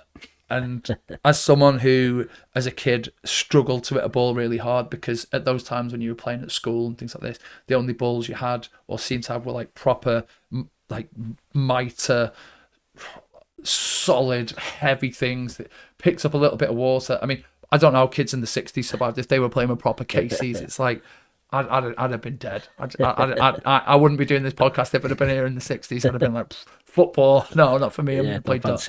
Yeah. I'll stick to music. So, so that was it. It was like, the way he could strike the ball. I loved the fact that, he stuck with Fiorentina until it was just like, look, I've done all I can at this club. I just want to win something before the end of my career. And so he obviously went to Roma, and lo and behold, he wins the league with them. Because obviously that is a weird career move, because you think if you go into a team to win in Italy, you think, well, I'm going to go to Juventus or AC or Inter, and he's like, yeah, I'm going to go to Roma. It's like, what? And still does it. And then he still does it, and So, and there's a great story about him being at Fiorentina, and they're really, really in the running for the league. And they've got Edmundo as his sort of like his counterpart, and like Batistuta gets an injury, and they're like, okay, Edmundo, you're gonna have to step up and do the business here. And Edmundo points out that he has a clause written into his contract where he's allowed to go back to Rio de Janeiro and go to Carnival. And he's like, well, it's Carnival next week, so I'm off. And they're like, you what? And he's like, you're going to Carnival next week. So Edmundo, like, it's like, but we need you, Edmundo. He's like, see you later, and he just goes to Carnival. So it's like, I mean. Well, imagine that now. I mean, yeah. Like, I can imagine Firmino doing that. It's like, so yeah, come on, Bobby. We're struggling a bit here. Got like Mane's got a bit of an injury. It's like, what are you joking? I'm going to be dancing on the Copacabana with some like absolute like hottie. So yeah. So Edmundo's not in the top 5. No, Edmundo's not made it, but Batistuta has. I mean, there's that. It's a really famous goal he scored in the Champions League against Arsenal, and you look at the angle and like. David Seaman's just like he does David Seaman does some beautiful dives when the ball's past him. It's like a proper spring, and it's over his head before he can realise it. But my God, David Seaman makes the goal look twice the goal. It's like a great goal. David Seaman makes it look incredible. So yeah, ponytail. No, I don't even know if he had his ponytail at that point, but like proper like flapper. Oh God, it's what we had. So yeah, unbelievable goal. Well then, number 3. Number 3. We've gone with Ronaldo. Luis Nazario de Lima. I always forget his full name, so that's written down. But another, I said career trajectory for those two, and I think his is insane when you think about the highs, early doors, and the things he was doing, and then to come back and win that World Cup after 4 years before, and in that 4 years, he's just broken down twice on the pitch. You're thinking, oh no. And then, I mean, the film is well worth watching because it's just incredible. But when I've never seen a player like that, and probably until Haaland, like of sheer power and sheer speed and just deadly finishing. And that was the one thing I say worried about Haaland because obviously he's playing for one of our rivals, but as a pure football sense, I was like, obviously football, medical facilities and medical knowledge is different nowadays, and so they're probably like looking at him and going, so if Haaland did have a serious crock in him, then they're probably like, just watch those knees, lad. Yeah. But you kind of think about that, the sheer acceleration, and he was just it's mind, and then the control and the finishing ability. He was just something else, and good player. What a player! So the next one is Ricardo Kaká, because I loved watching him, and unfortunately saw him a bit too close up a couple of times, but like that when around those times in the Champions League, he had that beautiful finish where he'd do the kind of Coutinho anywhere around the box and the arc on the ball. He could dribble. His speed across the ground when he got going was phenomenal. And I love a player who can properly drive with the ball and go. And it's like, wow. And Yeah, and the big thing with Kaká was he looked so graceful, and I mean, obviously the at that time there was before the conversation became Messi or Ronaldo. Yeah, he was the last person to win the Ballon d'Or before those two basically were not like duopolized it. Yeah, and he was incredible. My God. Like I said, we saw it up close in Istanbul, and then obviously in Athens, because he was like the focus. But I mean, the goal he scored, where he basically makes a mockery of the Man United defense in like 2007, that was hilarious. I mean, seeing basically making the two lads run into each other is like, because now a couple of years later they broke like the clean sheet record in the Premier League, if I'm not mistaken, and he made them look like the Keystone Cops, and he was phenomenal, and the grace with which he played it was how I wanted to play the game as a sort of an attacking midfielder. And it's like, I'd think, you imagine yourself like doing that kind of thing, which brings me on to number 5, which is the player I have picked, because out of all the players I play, if I was to pick a player who I play the game like, it's this guy, and this is Thomas Muller. Because it's sort of like, he gets ridiculed for being the best of the best shit player in the world, in the same way that Inzaghi used to get ridiculed in training for like being a dreadful a dreadful footballer, but he'd then stick the ball back in the back of the net. And Thomas Muller is not a dreadful footballer, because you don't win the World Cup with Germany, and you don't win Champions Leagues and everything with Bayern Munich and be shite. And he's absolutely categorically not shite. But at the same time, he's the scruffiest sort of striker of a ball. I think he's phenomenal. And it's the number of times in five-a-side I am called a jammy git and just like get abuse. It's like, you bastard, and things like this. And can't be lucky if he keeps doing it. But it's because you got to keep on making the runs and getting to the position, and seeing someone like Muller do it, it's like. The game, you think the game's in his head, and yeah, I love him. I think he's brilliant. And when if you're thinking about Ronaldo's kind of compilation of all his World Cup goals, I think if you looked at Muller's, you'd be like, oh, look at this! He's just like the 6-yard box, and it's come off his shin, and it's bobbled in, and he's like running away, like yeah, and that's it. So yeah, Thomas Muller. Okay, that's good. Very Italian heavy. Obviously, Muller wasn't there, so I'm guessing you watched Channel 4. Yeah. Oh, God. I mean, Italian, those... all that stuff. Italian 90. Oh, the kits. They're just the best kits. I mean, big impact. Yeah, huge in terms of getting into football and things like that. I mean, James Richardson's got a lot to answer for. Right, okay, the next one is an all-time five-a-side team. Please. Okay, so... any team, any era, do whatever you wish. Any player, any era. Okay, right. So team, any era, yeah. I've got to clarify this. So in different five-a-side leagues, you have different goalkeeper rules. So obviously, most of the time, your goalkeeper can't come out the area. So what we're playing here then? Or? I don't know. Oh no, okay, right. So and the other one is a lot of goalkeepers. A lot of the rules I have, goalkeepers cannot kick it out. Well, okay, we'll do my 6-a-side rules, but although it's 5-a-side, it's that you keeper can't leave the box. Yeah, underarm. So the underarm, because I was honestly going to pick Ederson because I think he is revolutionary. Because I mean, what's he called? Neuer obviously revolutionized, or the sweeper keeper, etc., etc. They took it to another level. But I think Ederson has then taken it on again, and he's better with his feet than Neuer. But obviously, if you're playing in goal and five and things like that, and you've got to roll it out. So I was going to have Alisson, but I mean, I think one of the best goalkeepers ever. And you're thinking five-a-side goals. I'm picking Neville Southall. I'm picking an Evertonian, but it's Neville Southall because having played five-a-side, the best five-a-side goalkeepers are units. And it's sort of like, it's all well and good being Alisson, who's like, okay, he's a big fella, but I want someone who's even wider than him, because I want who's also got the agility of a cat. So I'm going to go Neville Southall in goal. Okay, that's fine. For your dad.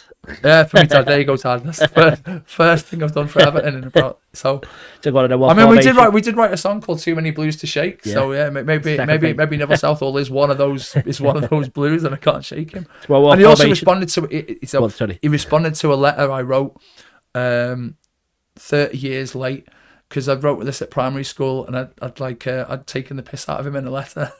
And I sent a photo of it to him on Twitter, because I'd never actually, and he responded going, "Oh well, never mind," and he was dead nice, and then he started following me on Twitter as well. So I was like, yeah, and he's a lovely guy. So yeah, he's a proper social warrior and everything like this. So good on Neville. So he's in the five-a-side team. So we'll put him in the five-a-side team. He can do bits, So Big Nev in goal.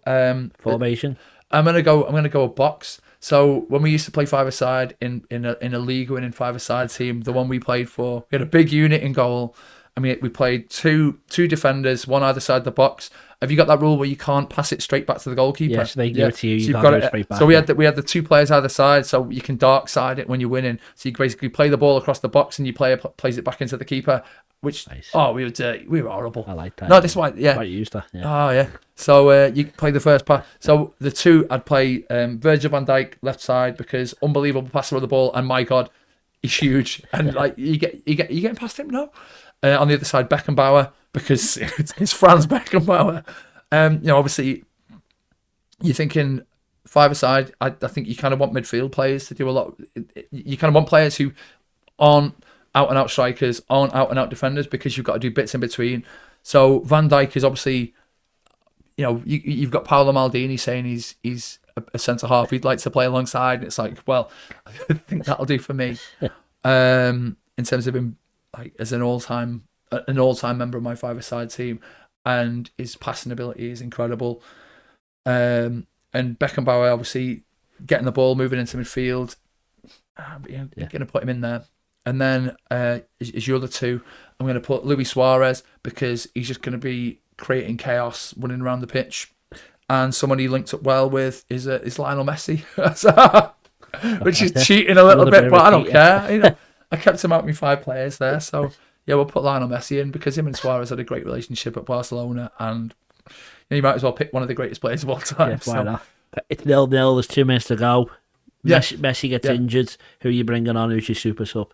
I was so tempted to say myself then. You can, you're allowed to. No, God, no. I normally say that to the ex-players. What kind of a prick would I be to say, yeah, I've got like Beckenbauer, Van Dijk, Suarez, and me. It's like, no, I'm not. Stay if you want it. I mean, musicians have egos, but I'm not. I mean, I'd say you want someone like low centre of gravity, like a like for like replacement for Messi, and so Diego Maradona, he was okay, wasn't he? Yeah. So yeah, he'd come on the last couple. All right, great. Well, that ends that section. We're going to come back and for our final break, and then we're going to settle some of the biggest debates in football history. Okay. See you in a sec. Are you looking for a Kazakhstani football team to support? Then I think FC Keme is a team you should support. Do you agree? Growing up as a child, I always had FC Keme posters on my bedroom wall. Well, and all the children of the Kazakhstani future will have FC Keme posters on their wall, because FC Keme is the team to support, and because of that, Tom has made us a chant that we're all going to follow. So, up the Keme, up the Keme, up the Keme. Make sure you follow them on all the social medias, all the posts and all the things you should follow will appear below us and right here. You should be a supporter of FC Keme. Live, laugh, Keme. The debate. Welcome to the final section, the debate. Come on, let's sort of the biggest debates in football history. First one, I think I know who you're going to say. Yeah. Gerrard, Lampard, Scholes, and in which order, please? Okay, well, Gerrard number 1, I think in terms of ability and his physical attributes, I think he's ahead of them. I've been seeing them all on numerous occasions. I mean, it's not getting away from it that they're all very, very good players. Yeah. Very, very, very, very, very good players. Lampard's numbers are insane for an attacking midfielder. And Scholes' longevity is brilliant as well. I think there there was a mad thing when he came back for that game for Man United against. They were playing away at the Etihad in the cup, and I just think about how if Gerrard had done the same for us after retiring, and then kind of come out for retirement, and we had a game away at Goodison Park, that would be amazing. And like if the boot was on the other foot, that would be amazing. Imagine you're in the pub before it's like, have you seen who's on the bench? He's back. Fucking Paul Scholes, mate. Yeah, you have to go to Sports Direct and need to get. It's like that would be absolutely. So, but for me, Gerrard was just like a different level. I mean, I think the both of them have said they couldn't have done what Gerrard done at Liverpool, in terms of the Istanbul thing. I mean, not saying there weren't like limitations to Gerrard in his career, but he also developed as a player. Like, so I think Gerrard. People think, he was a great free kick taker, and for years, I don't think he was. The ball would always be laid off to him, and you'd have like the goals, like the Portsmouth goal, you'd have the PSV Eindhoven goal, you'd have the Newcastle goal, and then all of a sudden there was like the goal away at Villa Park at the 2-1 at the start of the season, and then it was like, Gerrard can take free kicks now. All right, because and then towards the end of his career, I think because he obviously. Naturally, footballers get older. You lose a little bit of pace. So I think he wasn't getting the ball laid off to him and being able to find that extra fraction of a moment of space. So he wasn't striking the ball from distance and successfully as often because he wasn't getting the space to do it as often. And then, but at the same time, he was hitting free kicks. So there was one against Basel. In a game, I think we drew in the end, but we needed to win by 2 clear goals, something to go through. There was Sunderland, I think he scored one in the derby. He was, and it was a facet he vastly improved on and became different at striking the ball from a dead ball that wasn't shifted to him. And his delivery into the box became phenomenal. Whereas before it was like. He wasn't always the one taking those free kicks, and you had people like Alonso, like taking them early on in his time at Liverpool. Yeah. So yeah, he was. I mean, even when you see Paul Scholes talking about it on some football podcasts, he can be detrimental to certain times of his Man United career and say that he had like troughs and things like this, and you don't really think about them because recency bias makes you think of like Paul Scholes, the sitting midfielder, and it's like, Gerrard couldn't do that, and it's like, well, yeah, but when Paul Scholes was doing other bits, he might have been pushed out of the team, and but yeah, so in terms of ranking them, Gerrard, and then I'd probably say Lampard ahead of Scholes, but I mean, it's close. Yeah, it's a close thing, isn't it? Yeah. But there's a reason it's a debate. Next one is Pele or Maradona. I prefer Maradona, but I think Pele and the fact that he won 3 World Cups is insane. Like I said, you use that word trajectory. Maradona's career is just incredible, and the fact that he had the time at Sevilla, and he had the ban, and he had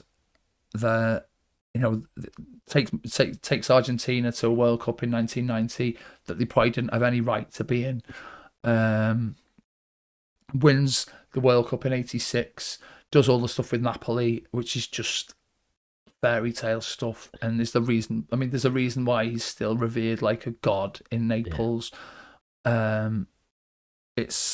But Pele, I mean, I think the difficulty with Pele is that he existed primarily in a time before the game was as universally covered as it is now. I mean, Maradona possibly suffers because a lot of the greatest footage of him is in grainy, horrible, low definition, but there's enough of it to be like, wow.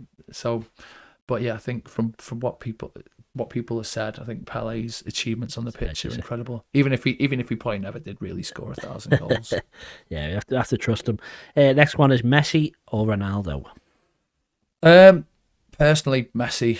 I think that I think in terms of pure numbers and achievement, I think by winning a World Cup as well as 2 Copa Americas, he's got that in conjunction with everything else he's won, you can't really argue with what Ronaldo's won. But I think it's a difficult one. I mean, they've both had very, very different sort of arcs to the way they've played. I mean, but ultimately they both ended up in lesser leagues to promote those lesser leagues in completely different ways. And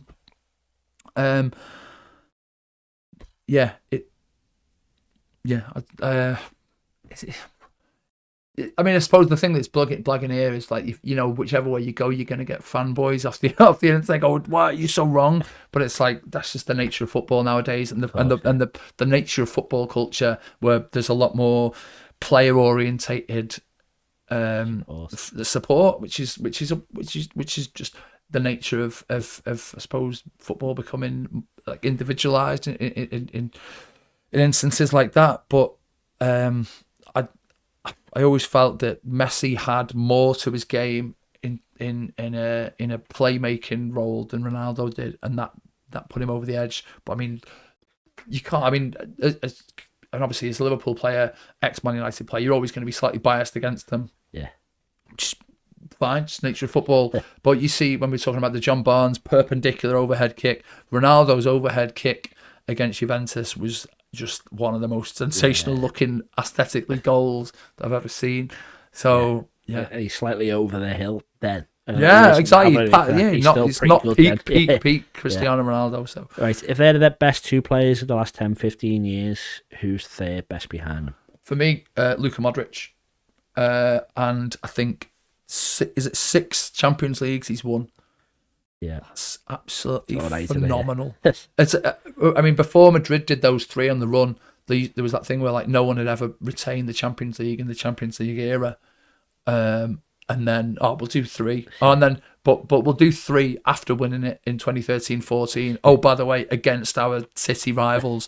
Oh, and by the way, we're then gonna just become this absolutely narky team in a couple of years' time when people think we're shite, but we'll actually manage to beat Chelsea and Man City in the most insane circumstances, and then we'll manage to play a game where like we've got -4 XG against Liverpool or something, and our keeper will have the greatest game any goalkeeper's ever had, and it's insane. But never mind what he did with Real Madrid to get a nation the size of Croatia to a World Cup final, a World Cup semi-final, and what else? And what else has he done?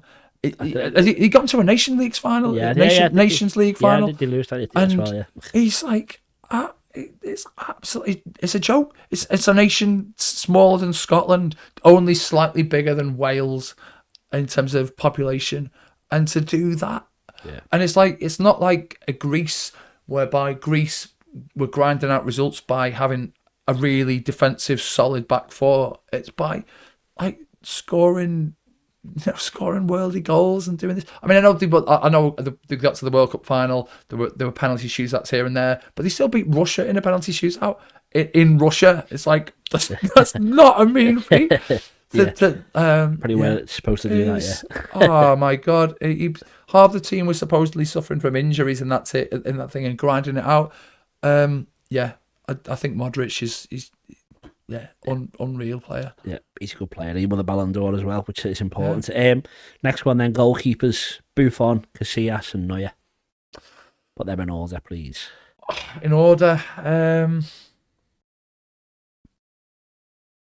It's your Italian football head. Yeah. I mean, the kind of longevity thing is like making me think. It's making me rank Buffon higher. But I think towards the end of his time at Juve, he'd obviously gone down the pecking order, and they brought other keepers in. Obviously had the time at PSG, didn't he, as well? I think Neuer I think the way Neuer revolutionized the sweeper keeper. I mean, I suppose I would say I'd go Neuer, Buffon, Casillas. Casillas was brilliant, but I've seen him be brilliant and ship 4 goals at Anfield, and he shipped 6 goals at home against Barcelona. Now I know it was that Barcelona team at their absolute pomp under Pep, but you're still shipping 6 goals here and 4 goals there, and Yeah, World Cup winning goalkeeper as well. To be third in that list doesn't mean you're a bad goalkeeper. No, exactly. You're talking about the, and I suppose Neuer does feel like he's sort of past his best a little bit. So it's like recency bias, but in reverse, I guess, because you're sort of thinking, he's got a Rick in him here and there, but he's still Manuel Neuer. He's pretty good. Well, we had John Achtenberg in, obviously the former Liverpool goalkeeper coach, and he said Manuel Neuer. So anyone who says Neuer, you get it. That's correct. There you go. That's the expert. You got that one right. The rest, maybe not. Okay. 3 to go. We've got the next one is the most overrated player of all time. Okay. Right. So what we were saying before was that it was how you qualify something. So when you say an overrated player of all time, that doesn't necessarily mean that they are bad. Yep. That means that the hype around them is way more than so. I've got a shout for Pele and Messi for this. So in that proves that you can be very good and still be overrated. So what I've in order to limit the amount of hate I receive, I've actually written this down. So I remember doing one on a rival Liverpool podcast. Not that this is a Liverpool podcast by any means, but on a podcast, and there was a shout out, yay or nay, David Beckham is the most overrated player of all time, and I was like, I'm not having that. I think the fact that he had the amount of celebrity that he did was changed the public perception of him and made him think, he must be the best player, but he wasn't the best player in the teams that he was playing in for England. Yeah. And also he's an incredible athlete, ahead of his time as an athlete. Right. So anyway, so it's not Beckham. So going back to this podcast I've done previously, because I was trying to think at the same time, and I was trying to think of an overrated footballer. I was like, I couldn't disagree, and I always felt that nagged me. I always hated Alan Shearer, because I lived in Newcastle when I was at university, and I've just got this all the time. I fucking hated Alan Shearer, and he always used to just be elbows and physicality, and that kind of play just because I knew from playing against players like that, in like Sunday League and things like this, that just drove me mad when people were just like, it was just someone who could just score loads of goals just by being just great, but also by being a bit nasty. By being a bit nasty, and that just wound me up too much. So, but you can't really say he's overrated when he scored the number of goals he scored. So I put Neymar, and it's not that he's bad, but the amount of hype, and because I think he suffered because he's symptomatic of an age when football and footballers are an individual commodity in a lot of senses. And I mean, Barcelona probably wouldn't have won that treble in 2014-15 without him, because he was brilliant. But the way he was revered as like, this is like the next Pele and things like that. And I think when you've obviously got Argentina as their national rival next door, and they've obviously got Messi at the same time. When you've got this guy, it's like, you've got Messi, but look at this guy, and he's not Messi, and his ability is phenomenal, but he's not been able to have the same absolute peak longevity, and the fact that he's gone to Saudi is like, it's sad that he's done that, but obviously it's France for so many years as well, when he was at his peak, and he had the World Cup when he could have he either won that World Cup as the linchpin of Brazil. He would have had an argument, but he didn't. Exactly. But so I don't think you get too much hate on that. But it makes me annoyed that I've said that, because when you look at like was it Santos, and there's that game when he played against Ronaldinho. Was he back at Gremio? Was it? But it's like a 5-4 or 6-5 or something insane game, and the two of them are just basically trading off against each other, and it's like a proper watch.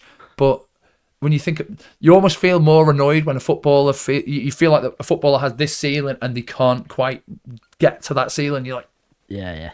So there you go. It's a good one. Okay, 2 to go. The next one is the greatest football manager of all time. I haven't prepped, but I'll put you on. Okay. I'd say Bob Paisley, but I think the fact that he's obviously linked with Shankly and there's the continuity era, and you can obviously say that Bob Paisley wouldn't have existed without Shankly and conversely. So that knocks him off. I cannot categorically say Alex Ferguson because he ruined my childhood. So, sorry. Are you sorry? No, I'm not fucking sorry. I'm not going to say Pep Guardiola because he's ruined my adulthood. So I'm going to say Arrigo Sacchi. Okay. Because the kind of obviously gets Milan, completely changes how a lot of tactics and things are thought of. Makes Milan up to be this absolute, to use a Liverpoolian phrase, a bastion of invincibility. They were like phenomenal. Creates these players, then goes to Italy, nearly wins them a World Cup. Sacchi. I mean, it's not longevity, but yeah. But he's still quoted today from the current yeah, managers. Exactly. That's it. The legacy, the legacies he's got is yeah. He's good. Yeah. Good shout. Last one is the greatest football team ever. So this could be any team, any era. It could be for like a game. It could be for a season, a tournament, whatever. Okay. Well, I've done a domestic and an international one. Nice. Internationally, I'm going to pick Germany from around the early 70s right through to 1996 because it's unreal. Because honestly, you look at how many finals they get to, and it's sort of like the Panenka chip. Who were they playing in the final? West Germany. It's like, so 2 years before, it's like, oh, Holland. My God, what a team Holland were. They've got Johan Cruyff. They've got Neeskens. They're like absolutely incredible. Yeah, but they got beat in the final by West Germany. It's like, and there's an insane thing where like West Germany and Germany could have crushed the greatest players of all time consistently. It's like 54 against Hungary. Hungary have got like this incredible team. Is it the Magyars they're called? Yeah. And it's like, sorry, you're playing West Germany, lad. It's like West Germany just like managed to just destroy. It's like, I mean, Puskás would have so much more love and appreciation as one of the greatest players of all time, which he undoubtedly is, if he wins the World Cup by beating against Germany. And Germany just go, nah, not today. Maradona, we've just been talking about the greatest player of all time. Is he or isn't he? You're not having that conversation if Germany managed to eke out if they get to penalties in 1986 and they managed to just like snuff that out. The Italy game. I mean, 82. Everyone's talking about Rossi for Italy and winning it. Or you talk about the great Brazilian entertainers of like Socrates and everything, but like West Germany got further than Brazil in the competition to get to the final. It's like, wow, how where you, and you just like, Germany are going to be, and obviously the coverage in England obviously centres on the fact that they got knocked out in 96 and 1990 by Germany on penalties, but that's avoiding the fact that like, I mean, I think 1994 was the first one when they felt like they really, really underwhelmed. I mean, they got to final in 92. It's like, again, Germany there in the final. It's like, there's only that, I mean, which is why when Bulgaria knocked them out of the World Cup in 1994, it felt like a huge thing. And you think, oh, is this the end for Germany? But then lo and behold, they go and win it in 1996. So it's like, so what, the legacy and the players.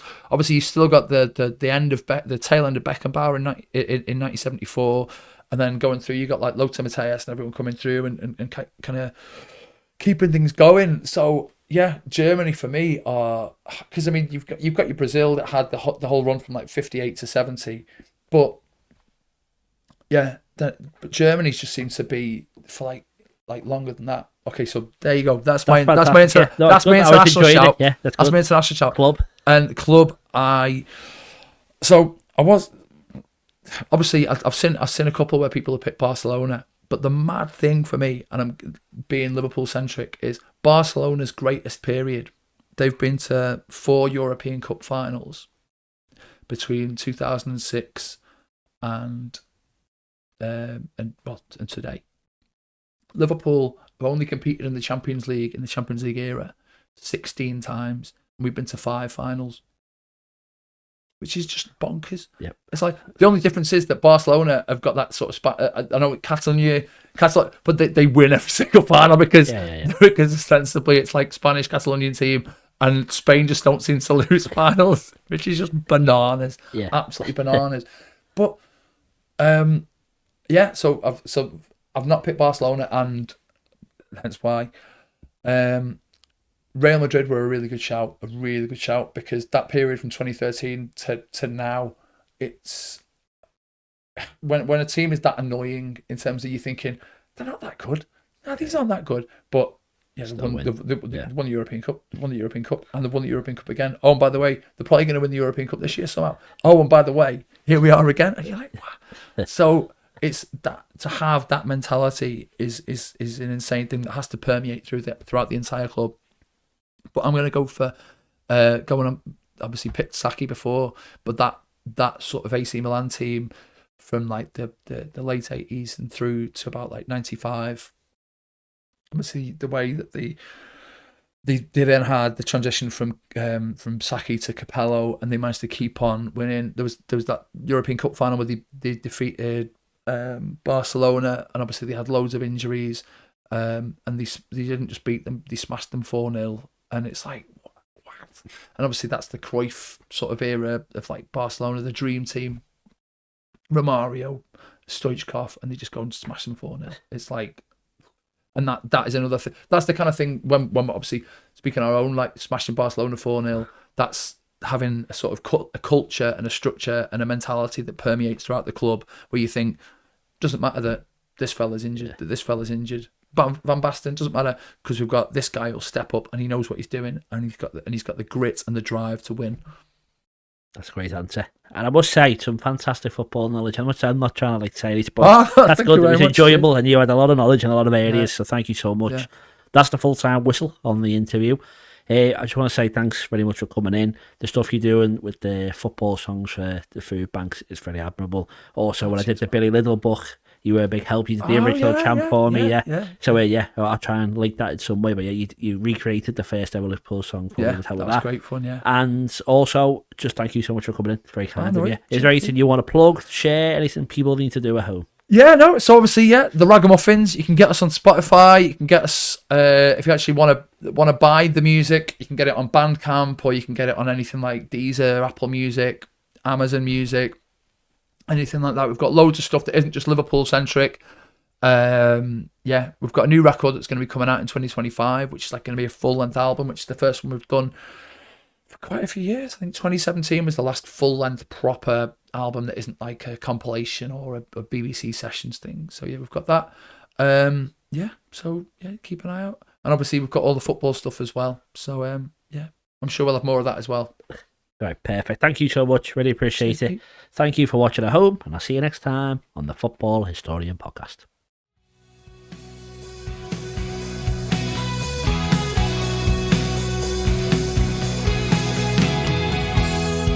Locking eyes from across the room, heart is pounding. What have I have to lose?